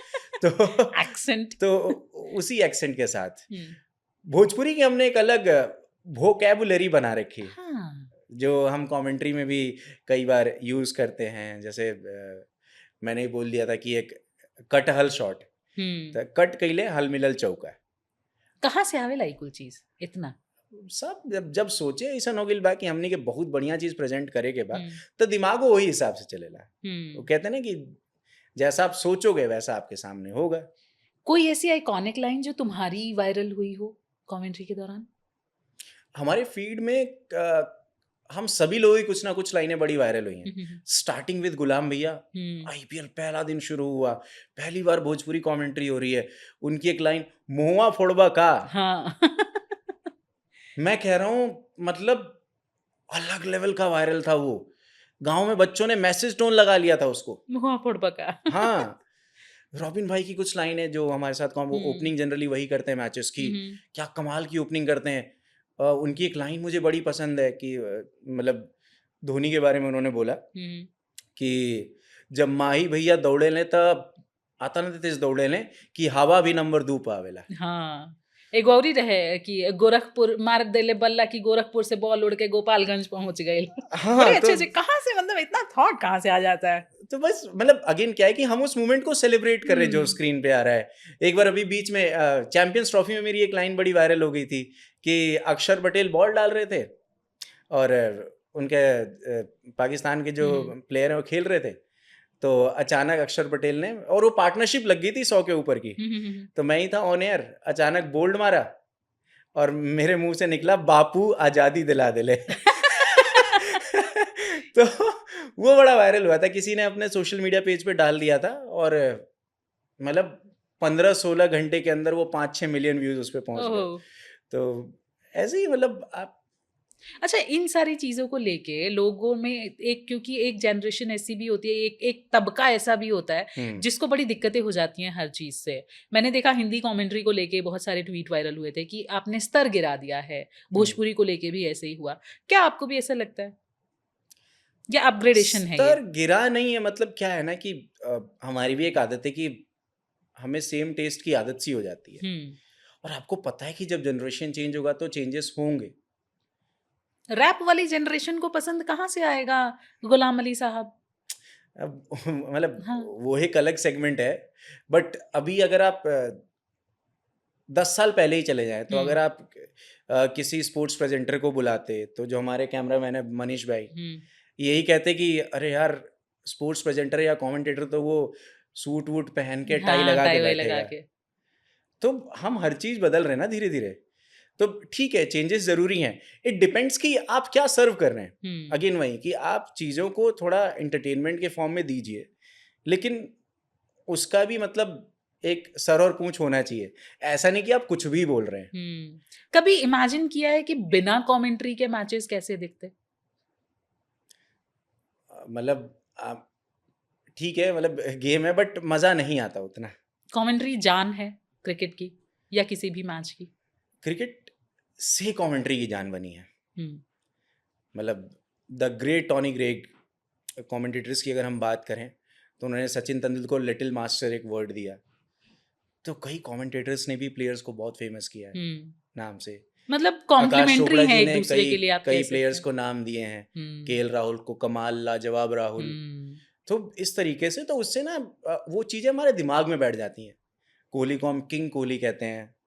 तो ये किसी ना किसी की दी हुई लाइनें हैं। मतलब द ग्रेट हर्षा भोगले जब वो कमेंट्री करते हैं, तो कोहली का वो आइकॉनिक शॉट जो सामने छक्का मारा था हरीश राव को, उसके लिए उन्होंने शायद बोला था कि मतलब इंग्लिश में बड़ी अच्छी लाइन बोली थी। इनफैक्ट कुछ और पुराने लोग हैं, इन लोगों की बड़ी अच्छी बात होती है जो अच्छे कमेंटेटर्स होते हैं ना, जो मतलब एक बड़े अच्छे स्तर पे कमेंट्री कर रहे हैं, कम शब्दों में बहुत बड़ी बहुत पिक्चर बड़ी। डिफाइन कर देते हैं। हेलीकॉप्टर शॉट अपने हेलीकॉप्टर सिद्धू शॉट। बाजी। तो सिद्धू पाजी मतलब वर्ड चॉइस इतने सारे उनके पास। इनफैक्ट जतिन सप्रू, वो आइकॉनिक मूवमेंट जब हम वर्ल्ड कप जीते, long off long off Long long off, Surya Kumar Yadav ने पकड़ा ये वर्ल्ड कप। अच्छा, हम ये कैसे डिसाइड करते हैं क्या है? अगर मैं नए लोगों को बोलूं, अगर नॉन क्रिकेट लवर्स हैं, उनको कैसे ये बोलते हो ये लॉन्ग ऑफ जा रहा है, ये इधर गई है, ये इधर गई है? मैं हम थोड़ा कैसे? सा अवॉइड करते हैं कि बार बार फील्ड पोजीशंस बताना, क्योंकि देखिए क्रिकेट आप बैठ के पूरी क्रिकेट नहीं सिखा सकते, क्योंकि अब जैसे मैं मल्टी स्पोर्ट्स करता हूँ, तो जैसे क्रिकेट से आपने मुझे जूडो में स्विच कर दिया, तो 2-3 नियम मैं सिखा सकता हूँ, मैं मूव्स बता सकता हूँ। अब मैं जैसे जूडो के टर्म्स होते हैं, इपॉन होता है, वजारी होता है, फिर अगर आप फाउल करते हैं उसको शीदो कहते हैं, क्योंकि जापानीज टर्म है। तो अब लोगों को समझाने में टाइम लगेगा, तो हम उसको एक्सप्लेन ऐसे करते हैं कि भैया देखो, जो सामने फील्डर खड़ा रहेगा, बैट्समैन ने जिस साइड से बैट पकड़ा है वहां से उसको कहेंगे मिड ऑफ और लॉन्ग ऑफ। मिड ऑफ मतलब एक सर्कल बना होता है, सर्कल के अंदर मिड ऑफ, सर्कल के बाहर लॉन्ग ऑफ। बैट्समैन के पैर की तरफ जो सामने खड़ा रहेगा वो वहां पे हो जाएगा मिड ऑन और लॉन्ग ऑफ। तो बीच बीच में हमें समझाना पड़ता है कि पॉइंट का फील्डर क्या होता है। और अब तो लोग बहुत समझदार है, क्रिकेट तो बहुत कॉमन है। बहुत कॉमन है। प्रॉब्लम आती है जब हम मल्टी स्पोर्ट्स करते हैं।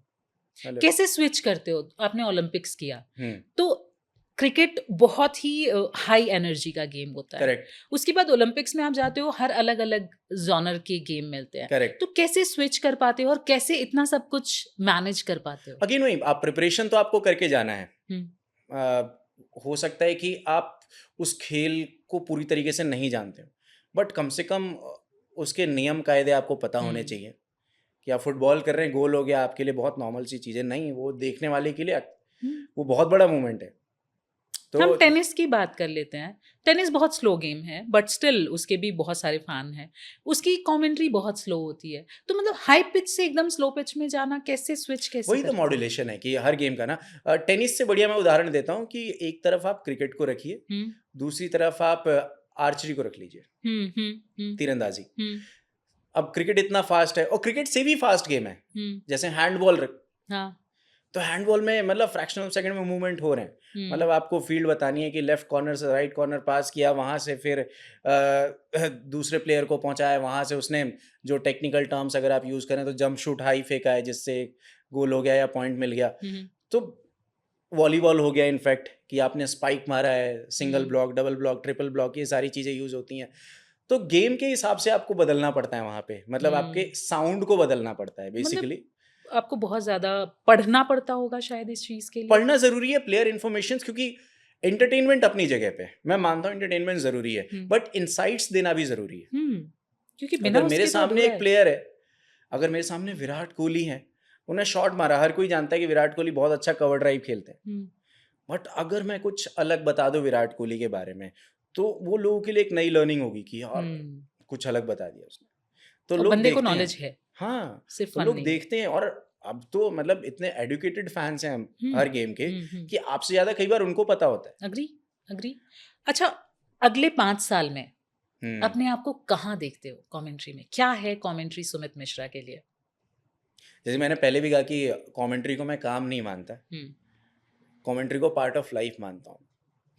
तो यही है कि काम करते रहें, मतलब छोटे छोटे प्लान्स हैं, कोई ऐसा नहीं कि मतलब मेरे को वर्ल्ड कप करने 2-3, मैं धीरे धीरे काम करते रहूँगा, सीखते रहूँगा, और सीखते रहा तो भोलेनाथ साथ अरे में एकदम अपने आप आगे पहुँचेंगे। बिल्कुल आगे पहुंचाएंगे। और आपका काम बोलता है, आपकी मेहनत बोलती है। मुझे जी। लगता है जब आप मेहनत करते हैं तो भोलेनाथ फिर रास्ते बनाते चले जाते हैं आपके लिए, आप इजी कर काम देते कीजिए हैं। ना, मतलब मैं प्रज्ञान ओझा का एक बार इंटरव्यू कर रहा था, one of the greatest left arm spinner. तो उनसे मैंने पूछा था कि मतलब क्या रहता है, मतलब आप इतनी मेहनत करते हैं तब भी सिलेक्शन नहीं हो पाता आपका। तो उन्होंने बड़ी अच्छी लाइन बोली थी कि परफॉर्मेंस आपके हाथ में, सिलेक्शन आपके हाथ में नहीं है। बिल्कुल। आप परफॉर्म करते रहिए, मतलब ऐसा ना हो कि जिस दिन आपको मौका मिले उस दिन आपको कुछ समझ नहीं आ रहा है, तो उस दिन के लिए आप प्रिपेयर रहिए। आप जितने बड़े लोगों से मिलेंगे सबका यही कहना होगा कि प्रिपरेशन आप बहुत एटलीस्ट जरूरी है। तैयारी करके रहिए कि कल को, जैसे आपका बेस्ट उदाहरण कि अचानक आपको प्राइम टाइम दे दिया गया, तो आप इसलिए क्योंकि आप तैयार थे, आपको पता था कि मतलब प्राइम टाइम का जो एंकर है वो किस प्रिपरेशन के साथ उस टेबल पे बैठता है या और बैठती जब जॉब आपका पैशन होता है ना, है। तो आप उसमें बहुत अच्छा करते हैं, क्योंकि मजबूरी नहीं है, आपका पैशन है। यू हैव वन गोल कि मुझे यहाँ पहुंचना है, और उसके लिए मुझे कितनी मेहनत करनी है वो मैं जानती हूँ, या वो मैं जानता हूँ, सुमित जानता है, स्वाति Correct. जानती है। तो वो करता है, और जो मेहनत करता है वो पहुंचता है। यार मुझे नहीं लगता कि नहीं पहुंचता, और एक दिन आता है उसका आपके और हमारे काम में, मतलब जो ऐसे स्पीकर्स हैं या कैमरे के सामने काम करते हैं, हमें हमारे आसपास के जो लोग हैं ना, मतलब बहुत अच्छा ही बोलते हैं। मतलब हम एक शो करके आ जाते हैं, कमेंट्री करके आ जाते हैं, हर कोई अप्रिशिएट करता है, बट जब हम सोने जाते हैं ना तब पता चलता है यार ये गलती हो गई थी, ये लाइन बहुत अच्छी थी, इसको हम और अच्छा कर सकते हैं। तो सेल्फ ऑब्जर्वर भी कई बार हम खुद ही होते हैं अपने काम कई में। बार के इनफेक्ट मुझे लगता है कि हम लोग अपने बेस्ट क्रिटिक हैं, हमसे बढ़िया क्रिटिक कोई हमारा है नहीं, और जरूरी भी है। हाँ, मैं जब भी अपना पुराना, अभी हम पॉडकास्ट अगर कर रहे हैं तो पुराना पॉडकास्ट अगर मैं देख रही हूँ तो मुझे लगता है कि ये चीज शायद मुझे इम्प्रूव करनी चाहिए, नेक्स्ट में मैं इसको इम्प्रूव करूंगी। तो हम लोग करते हैं, और तभी मुझे लगता है कि आप और बेहतर बन पाते हैं जब आप इम्प्रूवमेंट की आपके में गुंजाइश रहती है। वो लाइन है ना कि चाहते हैं डोंट प्रूव, इम्प्रूव। तो अग्री, बहुत बढ़िया बोला। ठीक है, चलो नेक्स्ट सेगमेंट की तरफ बढ़ रहे हैं। मेरे पास कुछ हिंदी की बेस्ट लाइंस हैं ओके, जो अच्छे अच्छे हमारे कमेंटेटर्स ने बोली हैं। मैं चाहती हूँ कि तुम उनको भोजपुरी में बोल के बताओ कि कैसे होगा। चलिए कोशिश करते हैं। चलते हैं। Legendary lines. शोले का ठाकुर भी ये कैच पकड़ लेता, इसको कैसे बोलोगे? ही अच्छा है। पहली चीज मुझे ये बताओ कि ठाकुर को विकेट कीपर किसने लगाया। दूसरा ये कि अगर भोजपुरी में इसको करेंगे ना, भैया ये तक कमाल हो गई, ये कैस था शोले के ठाकुर भी पकड़ ले लें, मने ठाकुर जरूर रामू काका के मदद ले ले होंगे। अरे कहाँ से आ जाती हैं ऐसी लाइंस, मतलब ठाकुर पकड़ लिया, क्या बात है। सपोर्टिंग हैंड तो रामू काका ही रहे ना। अच्छा ठीक है, नेक्स्ट लाइन आती है, बॉल गया बाउंड्री के बाहर। भैया गेना पहुंच गिल तरेंगन पार करत दोसर का ग्रह अब प्लूटो पे पहुंच गिल के लेके आई। क्या बात, ये चाहिए, ये एक्सपीरियंस बोल रहा है। ठीक है, तंदूर गरम है रोटी सेकते जाओ। ओके, फिर से बोलिए क्या था? तंदूर गरम है रोटी सेकते जाओ। भैया माहौल तारा विरीबा, मौसम तारा विरीबा, बदल दा। क्या बात बा। अच्छा, एक आया था हमारे सहवाग साहब का, बड़ा लेजेंडरी लाइन है, बाप बाप होता है। ओह! याद है मुझे, वो एक इंटरव्यू में उन्होंने बोला था हाँ, तो कि इसको कैसे अगर बोलेंगे कमेंट्रीज में भोजपुरी में? बबुआ देख, बाप बाप पे होला, ठीक बा बेटा बेटे रही, बेटा बेटे कतनो रही। कुछ कह ले। तो आई थिंक इस लाइन को चेंज करने की ज़रूरत ही नहीं है, इसी में जरूरत ही फ़ील नहीं। है। क्या बोलते हैं उसको, लेजेंडरी लाइंस कुछ होती है ना, ये उसमें शामिल हो गई है। एग्जैक्टली हम्म, विवेक राजदान की आप लाइन ले लीजिए, टूटा है गाबा का घमंड, क्या हाँ, लाइन क्या थी वो, लाइन। मतलब। और मतलब लकीली, मतलब मैं तो खुद को कई बार बड़ा गौरवान्वित मानता हूँ। हम्म, मैंने भी हाल ही में उनके साथ कमेंट्री का स्टंट किया, हम्म, तो मज़ा ही आ गया विवेक राजदान सर के साथ काम करके। एक तो आवाज़ में इतना दम है, दूसरा चीज़ों को एक्सप्रेस करने का, फ्रेम करने का तरीका बड़ा अलग है। मतलब वो नरेशन बहुत बेहतरीन है। अच्छा, इतना एनर्जी होता है इन सब चीजों में। कभी ऐसा लगा है कि सुमित मिश्रा ने लो फील किया हो किसी एक जगह पे? कोई ऐसा मोमेंट अगर हो, शेयर करना चाहो? मूवमेंट नहीं, मतलब कई बार आप ब्रेक पे रहते हैं बहुत दिनों तक, तो उस टाइम आपको लगता है। हम्म, तो कैसे मैनेज करते हो? ब्रेक्स में क्या करते हो? मैं तो बड़ा आलसी, मैं सोते रहता हूँ, ये सबको पता है। आधे लोग मेरे से नाराज इसलिए क्योंकि कहते हैं यार भैया तुम फोन नहीं उठाते हो टाइम पे। रीजन ये है कि मैं सो रहा होता हूँ, दूसरा हम्म, कोई कारण नहीं होता है। पर लोगों को तो ये लगता होगा कि सुमित अब टीवी पे आने लगा है, आईपीएल होस्ट करने लगा है, शायद घमंड आ गया हो। नहीं, पता नहीं, ऐसे लोग शायद मेरे कांटेक्ट में है ही नहीं। हम्म। मेरे कांटेक्ट में वही लोग हैं जिन्होंने मुझे सपोर्ट किया है हमेशा, और अभी भी होना मेरे भी साथ चाहिए, हैं। और मतलब पॉजिटिविटी मैं रहती है। मानता हूँ कि बहुत सारे ऐसे टैलेंटेड लोग हैं, हम्म, शायद उनको अभी टीवी पे चांस नहीं मिला हो, लेकिन आने वाले टाइम पे ना वो मार्केट फोड़ देंगे, उनकी प्रिपरेशन ऐसी है। हम्म, तो बस इंतज़ार कीजिए। मतलब अभी इसी आईपीएल में जब हम कमेंट्री कर रहे थे, तो प्रियांश आर्या ने धूम मचाया। हम्म, मैं गया, मैंने कई लोगों से बोला, क्योंकि मैं तो दिल्ली क्रिकेट बहुत पहले से कर रहा हूँ ग्राउंड लेवल हम्म, पे, तो मैं कब से प्रियांश आर्या को खेलते हुए देख रहा हूँ। तो मैंने जाके कई मतलब एंकर्स हैं या वहाँ पे जो लोग हैं, उनको बोला कि यार जिस दिन प्रियांश को मौका मिलेगा ना, वो फोड़ देखना देगा। उस दिन तो फोड़ देगा। क्योंकि मुझे पता था कि मैं जानता हूँ प्रियांश को। हम्म, तो मैं उदाहरण इसलिए दे रहा हूँ कि कुछ लोग ऐसे हैं जिनको हो सकता है अभी टीवी पे चांस नहीं मिला, हम्म। लेकिन बस इंतज़ार कीजिए, उनको टीवी पे आने दीजिए, फिर एक मतलब एक नया युग शुरू हो जाएगा। अच्छा, अब बच्चों के लिए जो नया इस इंडस्ट्री में हुँ, आना चाह रहे हैं, उनको शौक है यहाँ आने का, उनके लिए हम एक सेक्शन लेते हैं, कमेंटेटर कैसे बने? बहुत सारे लोग हैं जिनको बहुत शौक है आने का हुँ। इसमें, तो क्या उनके लिए क्या पाथ होगा? सुमित क्या उनको पाथ दे सकता है? सबसे बड़ी चीज़ सब्र, हम्म, थोड़ा-सा आपको इंतज़ार करना पड़ेगा, तपना पड़ेगा। कई बार लोगों के मन में ही खुद की जजमेंट आ जाती है कि यार मैं बहुत अच्छा कर रहा हूँ, मुझे चांस नहीं मिल रहा है। हम्म। तो ये मेरे साथ भी हुआ है, हर किसी के साथ होता है। तो आप इंतज़ार कीजिए और अपनी प्रिपरेशन रखिए। क्या टिप्स दोगे तुम, कैसे प्रिपेयर करें? प्रिपेयर ऐसे करें कि जैसे मुझे आज इंडिया ऑस्ट्रेलिया का ही मैच करना है, हम्म, लेट्स हम्म, सपोज़। हम्म, तो पहले मुझे उस गेम की वैल्यू पता होनी चाहिए कि हम्म, आज का मैच क्यों इम्पोर्टेंट है। हम्म, दूसरा, मुझे माँ की प्लेयर्स पता होने चाहिए दोनों टीम के, हम्म, कि हम उनको कैसे बिल्ड कर पाएंगे। हम्म, फिर तीसरा आता है कमेंट्री, हम्म, कि जो स्क्रीन पे आपको दिख रहा है, कमेंटेटर जो अच्छे होते हैं ना, वो उस चीज़ को नहीं बोलते हैं हम्म, कि आपको दिख रहा है चौका लग गया, हम्म।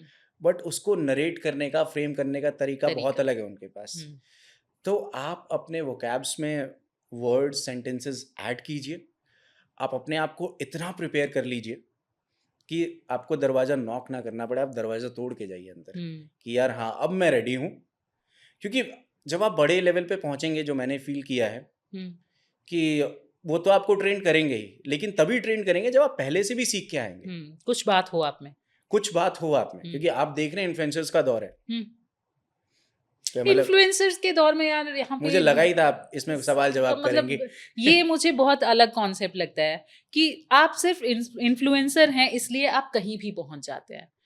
क्या ये सही है? आप आज रियलिटी शोज ले लो, हुँ, कमेंट्री ले लो, हुँ, किसी भी इन्फ्लुएंसर को कहीं भी बिठा दिया जाता है जाके, जबकि उसका उस खेल से या उस चीज से, हुँ, डांस ले लो, गाना ले लो, जी, इससे कोई लेना देना नहीं है उसका, बट उसको क्योंकि फैन फॉलोइंग बहुत है, हुँ, फॉलोअर्स बहुत हैं, उसको हुँ। कहीं भी बिठा दिया जाता है। क्यों ऐसा? इसके भी 2 मायने हैं। मतलब अगर हम पॉज़िटिव वे में पहले देखें इस चीज़ को, कि हमें मोस्ट ऑफ द टाइम अच्छे ही रिज़ल्ट्स मिले हैं। हुँ, अगर हमने किसी इन्फ्लुएंसर को कमेंट्री शुरू करा दी। उदाहरण भी दे देता हूँ मैं, हरियाणवी कमेंट्री शुरू हुई, आरजे कृष्णा बहुत बड़ा इन्फ्लुएंस है, मतलब he is one of my favourite.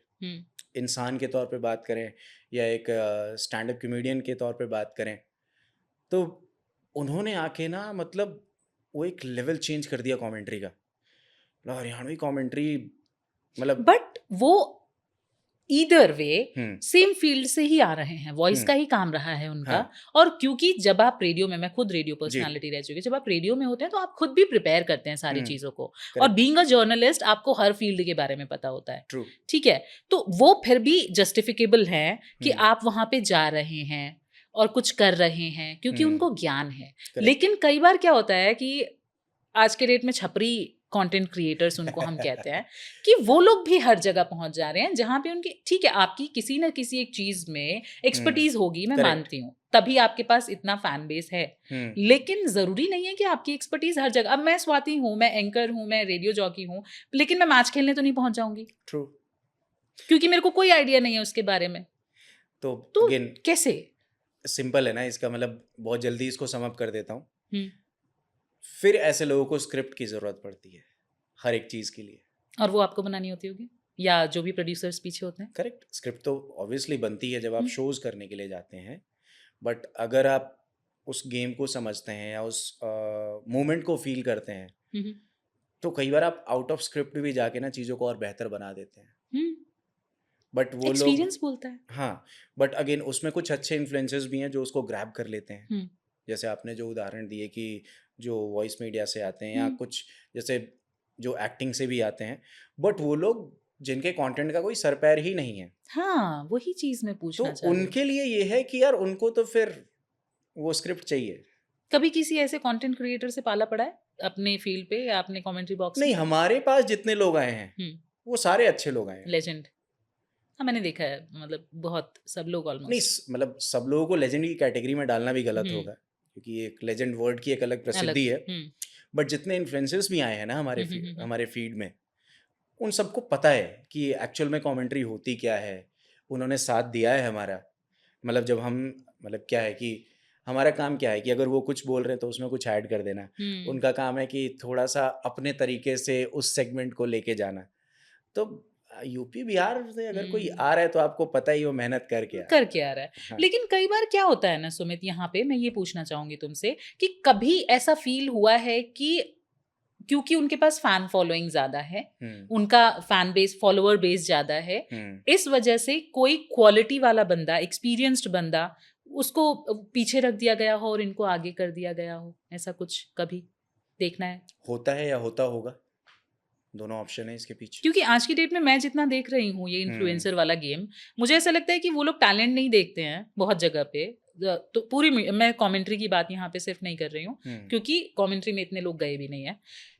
यहाँ टीवी इंडस्ट्री में, जी। रियलिटी शोज में या ऐसी जगह पे कोई भी उठ के चला जाता है जिसका उससे कोई लेना देना नहीं है, उस विधा से, जो भी विधा में पारंगत है वो कहीं पीछे छूट जाता है जब और तो ये लोग पॉडकास्ट भी आगे हर आ कोई कर जाते रहा हैं। है। हाँ, पॉडकास्ट भी हर कोई कर रहा है। तो बहुत है, देखिए, जिसकी जैसी चल रही है वो काट रहा है। सही है। बहुत सिंपल है। मतलब कुल मिला के गेम फैन बट ये है फॉलोइंग कि उनका एक अलग से क्लाउड बना हुआ है कि हम्म। ये इतने सारे बबल में लोग हैं उनके जो उनकी गतिविधियों को फॉलो करते हैं, तो बस ठीक लेकिन है। अंधभक्त सिर्फ एक इंसान के लिए यूज होता है। मुझे ऐसा लगता है कि आजकल हर जगह में अंधभक्त है, हर एक इन्फ्लुएंसर के अंधभक्त हैं। हम बैठे हैं ना इन्फ्लुएंसर का जगाने के मतलब लिए। ही बदल दिया है भाई आज के डेट में। मुझे नहीं पता कि ये इन्फ्लुएंसर वर्ड इन लोगों के लिए आया कहाँ से, क्या इन्फ्लुएंस कर रहे हैं वो लोग। खैर, आगे बढ़ते हैं। जी। हम बात कर रहे थे अपनी कमेंट्री की, यहाँ पे नए बच्चों की हम बात कर रहे जी। हैं। उनको तुम क्या सजेशन दोगे कि वो लोग क्या अपनी प्रिपरेशन करके आए अपनी कमेंट्री फील्ड में, अगर उनको बेहतर करना है या एंट्री लेनी है बड़े लेवल पे? मैंने कोई वही tips? अगेन बोला कि आपके प्रिपरेशन की आपको उस गेम के बारे में पता होना चाहिए। कई बार आप ऑफलाइन होते हैं ना तब भी, जैसे मेरे साथ क्या है कि अगर मैं कोई मैच देख रहा हूँ जिस पे ऑलरेडी कमेंट्री हो रही है, तो मैं सोचता हूँ इसको इस तरीके से ही बोला जा सकता था। मैं 3-4 विकल्प भी लेके चलता हूँ उस चीज़ के लिए। तो ये आपकी साइलेंट प्रैक्टिस होती है जो आप करते हैं। और दूसरा कि आप उस हर मोमेंट के लिए तैयार होते हैं कि आपके सामने एक बहुत बड़ा मोमेंट क्रिएट हुआ, आपके पास वो लाइन ही नहीं है कुछ अच्छी, या आपने बड़ा उसको कैजुअली ले लिया, तो मतलब वो मूवमेंट भी खराब हो गया, ऑडियंस की एक्सपेक्टेशन थी और अच्छा सुनने की, शायद वो नहीं सुन पाए। मतलब उदाहरण के तौर पे 2011 वर्ल्ड कप जीते, रवि शास्त्री की लाइन कि India lift the world cup after 28 years, तो वो पूरी की पूरी पिक्चर डिफाइन कर दी उन्होंने। अरे यहाँ पे मुझे याद आ गया, आरसीबी ने जीत लिया भाई, क्या रहा था कमेंट्री बॉक्स में, वहां पे माहौल क्या गजब का था? माहौल, क्या था? गजब का माहौल था। मतलब आरसीबी टीम, मतलब मुझे लगता है आरसीबी, सीएसके, एमआई जैसा फैन बेस बाकी टीमों का हम्म रहता है, मतलब वो अलग लेवल का है। और हमारे भी स्टूडियो, मतलब मुझे आरसीबी तो अगले साल भी जीत जाती, मुझे सिर्फ एक बंदे के लिए मैं भी इमोशनल हो गया, विराट कोहली। विराट कोहली 18 साल से उन्होंने आरसीबी की जर्सी पहनी, जर्सी तक नहीं बदली। क्या ऐसा हुआ कि मतलब बीइंग अ फैन ऑफ हम्म। विराट कोहली किसी की आंख से आंसू आए हो उनको देखते हुए? बहुत सारे लोग वहाँ पे इमोशनल थे जो आरसीबी फैंस हैं। इनफैक्ट मैंने वो लाइन भी बोली थी कि जेकरा जेकरा ऊपर जग हंस लेबा वही इतिहास रच लेबा। बात सही बात। तो वो प्रूवन भी है। मतलब विराट को लोग ट्रोल करते थे, आरसीबी को ट्रोल करते थे, बट वो टीम जीती, उसने बताया है कि नहीं। बट हाँ, अदर साइड पंजाब किंग्स की भी तारीफ करनी पड़ेगी। श्रेयस अय्यर ने जिस तरीके से टीम को लीड किया था, पंजाब किंग्स ने अपना एक फैन बेस बना लिया। मतलब अब लोग ना आरसीबी को तो एक विनर के तौर पे मानते हैं, बट सेकंड विनर, फाइनल में कोई हारता नहीं है मेरे हिसाब से। बिल्कुल। तो बिल्कुल सही है। सेकंड विनर के तौर पे जो पंजाब किंग्स रही है ना, कमाल कर दिया। मतलब प्रियांश आर्या जैसा टैलेंट मिला उनको, श्रेयस अय्यर इतना अच्छा खेले, शशांक उनकी टीम में, उन्होंने बहुत अच्छा प्रदर्शन किया। इनफैक्ट शशांक ने तो एक पॉडकास्ट में बोल दिया था कि हम फाइनल खेल रहे हैं इस बार। तो जब जब उनको मौके मिले उन्होंने परफॉर्म किया। तो पंजाब किंग्स ने भी उतना ही प्रभावित किया, क्योंकि फाइनल में एक ही टीम जीतेगी, क्लियर है। आरसीबी 18 साल 18 नंबर जर्सी का जो एक टैगलाइन चल रही थी, तो अच्छा लगा कि अच्छा चलो यार 18 साल का जो तप था ना, विराट कोहली की आंखों में आंसू, मतलब वो बहुत चीजें बयां कर रहे थे कि वो सिर्फ ट्रॉफी नहीं थी, वो कई करोड़ लोगों के इमोशंस एक साथ निकले थे विराट कोहली के आंख से। और विराट को हमने तब से देखा है, जैसे हमने जनरेशन की बात की, एज जी। फैक्टर की बात की, वो बहुत ज़्यादा अग्रेसिव हुआ करते थे और सीधे वो कैसे चेंज उनमें आया है एक पॉजिटिव। तो ये चीज़ें जो हमने देखी उनकी जर्नी अभी तक, वो वाकई काबिल तारीफ है। मेरा मतलब ये तो बहुत अच्छी बात है। दूसरा, जब मेरा फर्स्ट टाइम इंटरेक्शन हुआ था विराट कोहली के साथ, तो मैं और मनविंदर बिस्ला भैया, मनविंदर बिस्ला भाई 2012 का जो आईपीएल हुआ था, केकेआर जीता था, तो बिस्ला भैया स्कोर्ड 89 रन्स, तो बहुत इंपॉर्टेंट रन्स थे, बहुत अच्छे प्लेयर हैं, हरियाणा से खेले हैं। तो विराट कोहली की जो सबसे बेस्ट पार्ट मुझे लगा ना, जब फर्स्ट टाइम विराट के साथ इंटरेक्शन हुआ, विराट अपने सीनियर्स को कभी नहीं भूले। मतलब मैं और बिस्ला भैया आ रहे थे, हम होटल ताज में एंट्री कर रहे थे जैसी, तो विराट भी एंट्री कर रहे थे, आरसीबी की टीम वहीं पे रुकी हुई थी। तो मैंने बिस्ला भैया से बोला, मैंने कहा भैया विराट, तो बिस्ला भैया ने आवाज़ लगाई, विराट कोहली सामने से आए हैं, बिस्ला भैया को गले लगाया है उन्होंने, उनसे पूछा भैया कैसे हैं, यहाँ कैसे, क्या चल रहा है। भैया ने बताया कि मैं हरियाणवी कमेंट्री कर रहा हूँ। तो फिर करे यार बढ़िया है, बात हुई, फिर आगे बढ़ने लगे। फिर मैंने रिक्वेस्ट की, मैंने कहा भैया यार विराट कोहली, मतलब अब सोचो कि यहाँ पे दो लोग सही बात है, खड़े होकर बात है, मैंने कहा भैया यार एक फोटो तो बनती है। हाँ, अगेन वही फैन मूवमेंट, भैया एक फोटो तो बनती है। तो फिर उन्होंने बोला, तो विराट ने मना भी नहीं करा। मतलब तो बेस्ट पार्ट जो मुझे लगा, मैं विराट को जब देख रहा था, चेहरे पे एक अलग एनर्जी थी, वो ब्यूटी प्रोडक्ट से नहीं आ सकती, वो तप के ही आती है। मतलब कुछ लोगों को देख के ऐसा लगता है ना कि यार उनके चेहरे पे उनका स्ट्रगल दिखता है। बिल्कुल। फर्स्ट टाइम, और मेरे साथ ऐसा भी हुआ है 2024 आईपीएल में ही, कि फर्स्ट डे सचिन तेंदुलकर आए हमारे सेट पे। तो मेरे जैसे, मतलब एक क्रिकेट फैन के लिए आप कह लो, तो मैंने एक डायरी भी बना रखी सचिन तेंदुलकर जी के ऊपर। तो जब वो सामने खड़े थे, पहली बार ऐसा हुआ कि यार, मैं और गुलाम भैया थे, मैंने कहा यार फोटो नहीं लेंगे भैया, सिर्फ देखेंगे इनको। हम देख रहे हैं, और सचिन तेंदुलकर के चेहरों के वो झुर्रियों में मुझे एक एक रन दिख रहे थे। तो उस टाइम इस लेवल की ऑब्जर्वेशन थी मेरी। तो अलग ऑरा है, जो ऑरा वर्ड हम यूज करते हैं, इनको देख के लगता है कि इन्होंने ना कुछ अलग अचीव किया है। एबी डिविलियर्स ये रहे साथ में, तो सेट पे जाके लगता है कि हाँ, एक अलग लेवल की एनर्जी यहाँ पे चलती है, और फिर आप भी उसी मोड में आ जाते हो। मैंने यहाँ पे ये देखा ना, विराट कोहली का एक वो भी है, उन्होंने कहा था कि फीमेल्स सॉफ्ट टारगेट होती हैं। हम्म, बहुत लोगों ने अनुष्का को बहुत कुछ बोला जी। जब विराट का बुरा दौर चल रहा जी। था, क्योंकि वो उनकी लाइफ में आई।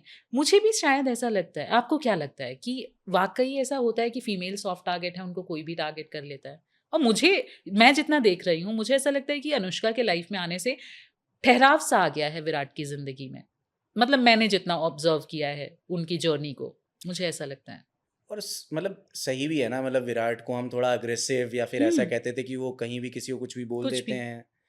तो अगर आपके अंदर पॉजिटिव बदलाव आ रहे हैं किसी रिलेशनशिप के चलते, तो वो तो बहुत अच्छी बात है ना।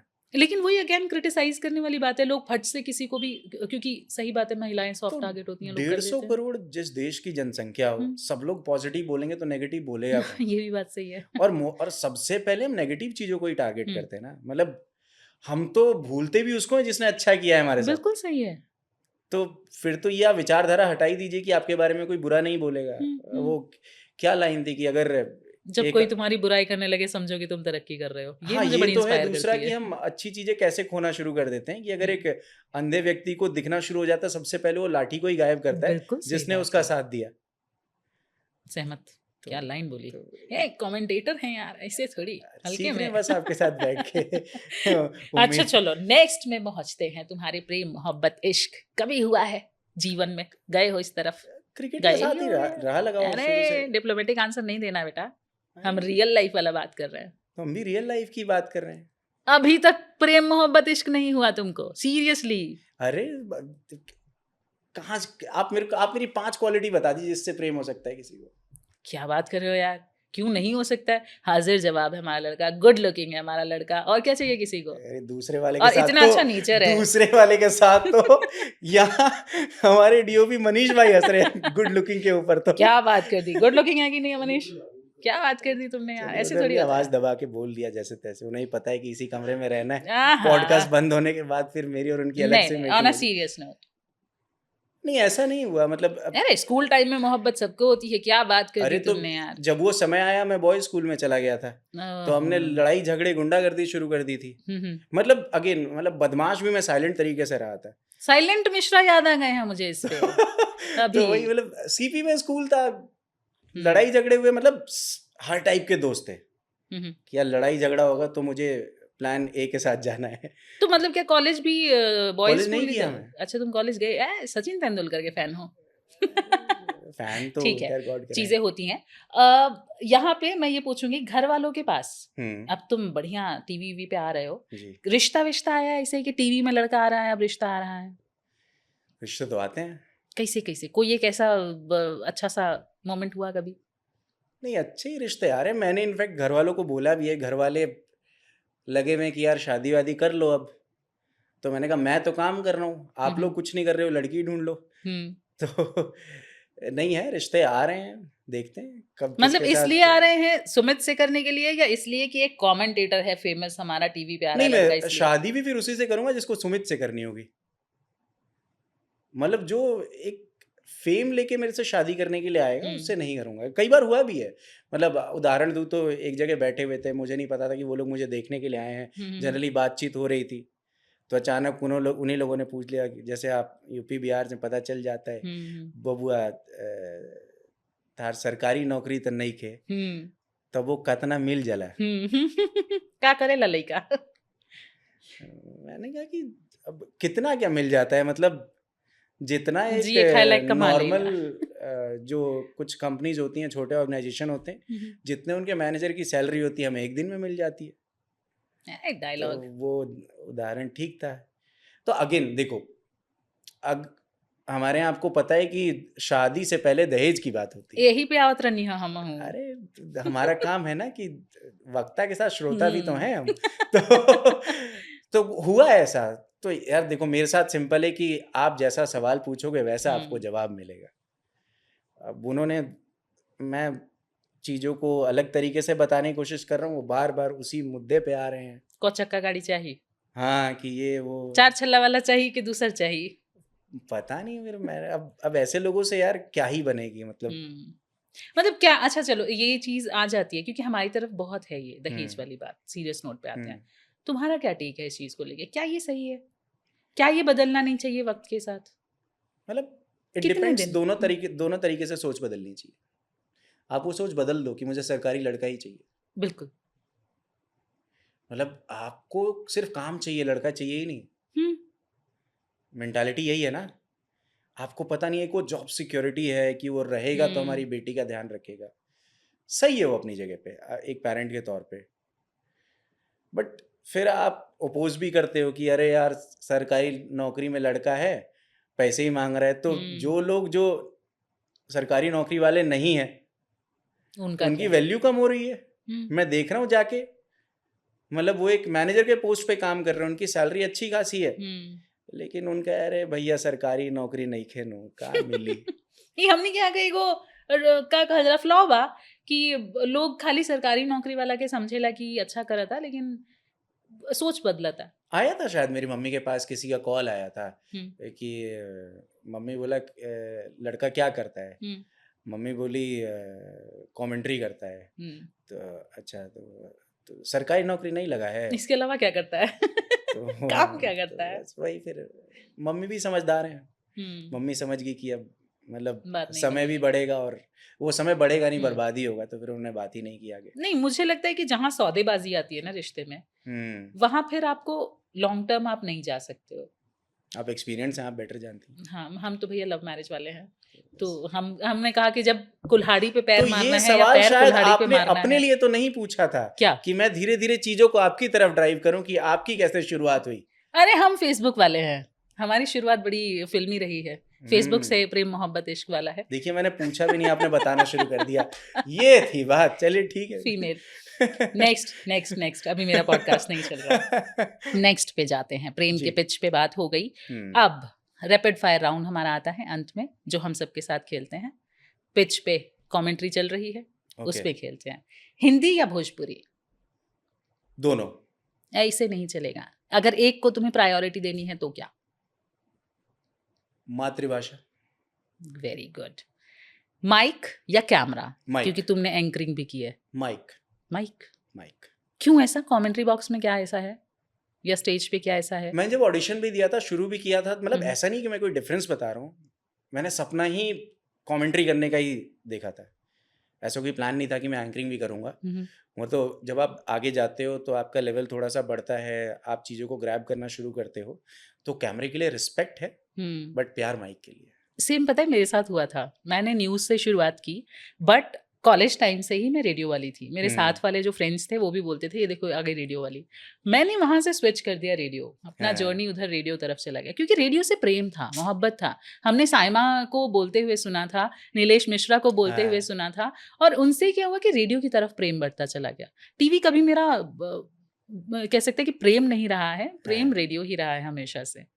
तो उसी इंडस्ट्री में अपना कर रहे हैं। और कमेंट्री, क्रिकेट कमेंट्री की बात है, रेडियो कमेंट्री मतलब सुशील दोशी जी, संजय बनर्जी सर, क्या बात, मतलब विनीत गर्ग जी, ये लोग जब आते थे, मतलब सोचिए 80s या 90s की लाइन है कि कमज़ोर दिल वाले इस मुकाबले को ना देखें। सुशील दोशी जी ने बोला था, पद्मश्री सम्मानित। अभी एमपी गवर्नमेंट ने उनको लाइफ टाइम अचीवमेंट अवार्ड भी दिया, और उनके नाम से वहाँ पे इंदौर में ना होलकर स्टेडियम जो है इंदौर का, कमेंट्री बॉक्स भी उन्हीं के नाम पे बना है। उनकी किताब है आंखों देखा हाल, वो पढ़िएगा।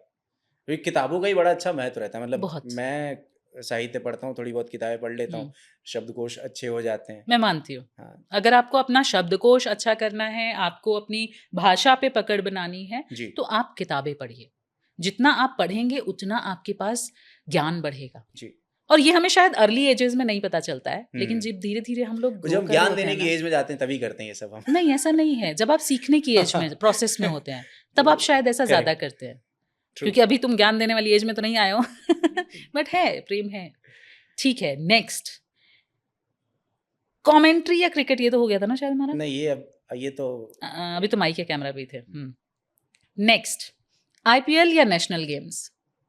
आईपीएल में अलग मजा है। अगर आईपीएल और ओलंपिक्स अगर आप उसमें पूछते तो शायद मैं ओलंपिक्स की तरफ जाता, क्योंकि ओलंपिक्स वर्ल्ड का सबसे बड़ा स्पोर्ट्स इवेंट है।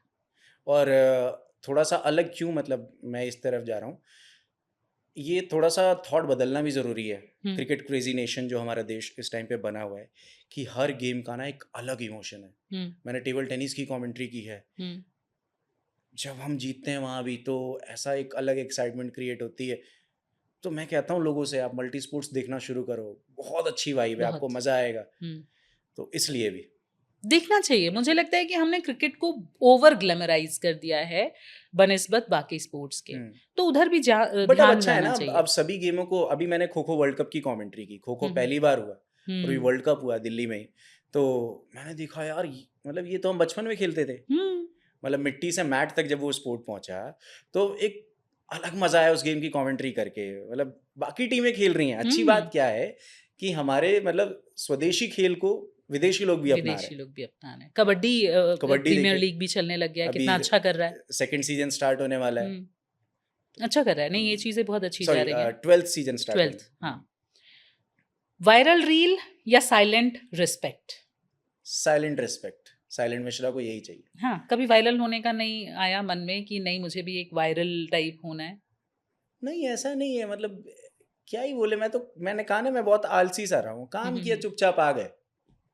इतना ही। 2-4 अच्छे मतलब ऑफ कैमरा हँसने बोलने वाले लोग मिल गए, उनके साथ थोड़ी देर बैठे, बात-वात करके आ गए। मुझे लगता है फेमस होने का एक ड्रॉबैक भी होता है कि आप कहीं भी आराम से चल नहीं सकते हो, फ्रीली नहीं घूम सकते हो शायद। अब ठीक है, अभी जब वो फ़ील करेंगे आपको बताएँगे। ठीक बा। नेक्स्ट, कमेंट्री या क्रिकेट? क्योंकि तुम खेल चुके हो। हुँ, अब कमेंट्री। हुँ, अगर ये सवाल आप मेरे से 2017-18 तक पूछते, तो मैं क्रिकेट कहता, क्योंकि मतलब क्रेज़ी था मैं गेम को लेके। हुँ, हुँ, कहीं भी खेलने जा रहे हैं। मतलब फिर अभी क्या है ना, अभी जनरेशन को देखता हूँ, यार ये मैच नहीं खेलेंगे, हुँ, वो मैच नहीं खेलेंगे। हमारे भाई मैच दो, हमें खेलना है। मतलब हम कॉर्पोरेट क्रिकेट भी खेल रहे थे, अपने क्लब के मैचेस भी खेल रहे थे, हर जगह खेल रहे थे। हुँ, क्योंकि कभी हमने ना, मतलब अभी मैं देखता हूँ लोगों को, लोग ना इसको एक जॉब या पढ़ाई की तरह लेते हैं गेम को। यार इतने रन तो बनाने ही पड़ेंगे, नहीं तो ऐसे होगा। हम लोग मज़े करते थे। हुँ, मैं और मेरा एक दोस्त है विशांत, भुवी, मतलब भुवी मेरा ही नाम दिया हुआ है इसको। हुँ, हुँ, तो हम लोग जाते थे, मैच खेल रहे हैं आराम से, कोई प्रेशर ही नहीं है। हुँ, हम सामने वाले प्लेयर के साथ खेलते थे कि यार ऑपोज़िट इसको तो टीम आउट के। करना ही है, हुँ, इसके लिए ये फील्डिंग लगा दी है। तो वहाँ पे मतलब स्किल सेट बहुत ज़रूरी है, हुँ, बट उसके साथ माइंडसेट भी बहुत ज़रूरी है बिल्कुल। इस चीज़ को करने के हुँ, लिए। हुँ, हुँ, तो फन करते। बढ़िया। चलो, अभी नेक्स्ट आ गया हमारा, अंग्रेज़ी फ़िल्मों के कुछ नाम हैं, जिनको मैं चाहूँगी कि तुम भोजपुरी में बताओ। और ये तो बड़ा इंटरेस्टिंग है। कुछ एक ही हैं, एंग्री मैन। खिसियाइल चाचा। एनाबेला। अरे गुड़िया के भूत दैलस। भूतिया गुड़िया। कॉन्जरिंग। भकौआ। का शब्द लिया वाला लोग तू लोग। चला धीरे धीरे हमने क्या बढ़ रहल बानी जा समाप्ति की ओर। जात जात हम चाहत। नए बच्चे जो बिल्कुल रॉ हैं, सिर्फ आना चाहते हैं इधर, उनको कोई रास्ता नहीं पता, जी। कुछ नहीं पता कि कैसे हमें जाना है, उनके लिए तुम क्या सजेशन, कैसे वो लोग आए? क्योंकि हमने अभी न्यू कमर्स की बात की जो जी। ऑलरेडी इस फील्ड में है, हम्म। लेकिन अब मैं जाते जाते ये चाहूंगी कि तुम उनको भी बताओ जो आना तो चाहते हैं लेकिन उन्हें पता नहीं है कि मैं कैसे आऊं, तो उनको कैसे क्या वो दोगे टिप? जो मैंने प्रोसेस फॉलो किया आप लोग भी फॉलो कर सकते हैं। फर्स्ट ऑफ ऑल कि आप पहले शुरुआत कीजिए, सोचिए मत, कमेंट्री शुरू कीजिए। आप जहाँ रहते हैं, जिस गांव में रहते हैं, जिस शहर में रहते हैं, वहाँ के आप लोकल मैचेस करना शुरू कीजिए। उससे आपकी प्रैक्टिस होगी, साथ साथ आप उन क्लिप्स को भी इकट्ठा कीजिए, उनको देखिए कि आप कितनी इम्प्रूवमेंट कर रहे हैं उससे।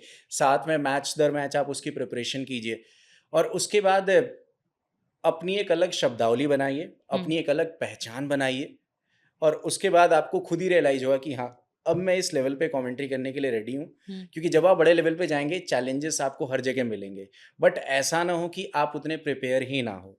तो जितने लोग इस पॉडकास्ट के माध्यम से मुझे सुन रहे हैं, मतलब, और मैं हेल्प करने के लिए भी रेडी हूँ कि मतलब आप मेरा अगर इंस्टाग्राम प्रोफाइल डाल देंगे तो जिन I'll लोगों do के it. मैसेज आएंगे, मतलब जिस तरीके से हो पाएगा, मैं हम्म। उनको असिस्ट करने के लिए रेडी हूँ। ये बहुत अच्छी बात कही तुमने। ये हम्बल होने की निशानी होती है सुमित, कि आप हेल्प करने के लिए किसी के लिए तैयार हो। आप ग्रोइंग स्टेज में हो आप भी, उम्मीद करती हूँ। विशेज़, मेरी बेस्ट विशेज़ तुम्हारे साथ हैं कि तुम और थैंक ग्रो यू। करो, बहुत अच्छी जगह पे जाओ, हमारा नाम रोशन करो। स्टूडियो में आने के लिए बहुत-बहुत शुक्रिया।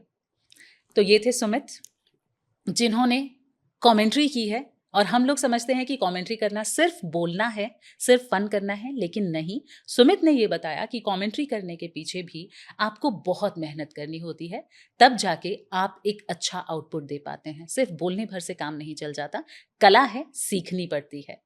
इसी के साथ इस पॉडकास्ट को हम खत्म करते हैं। अगर आप चाहते हैं अगले पॉडकास्ट में किसी और को बुलाना, तो भी हमें कमेंट सेक्शन में लिखिएगा।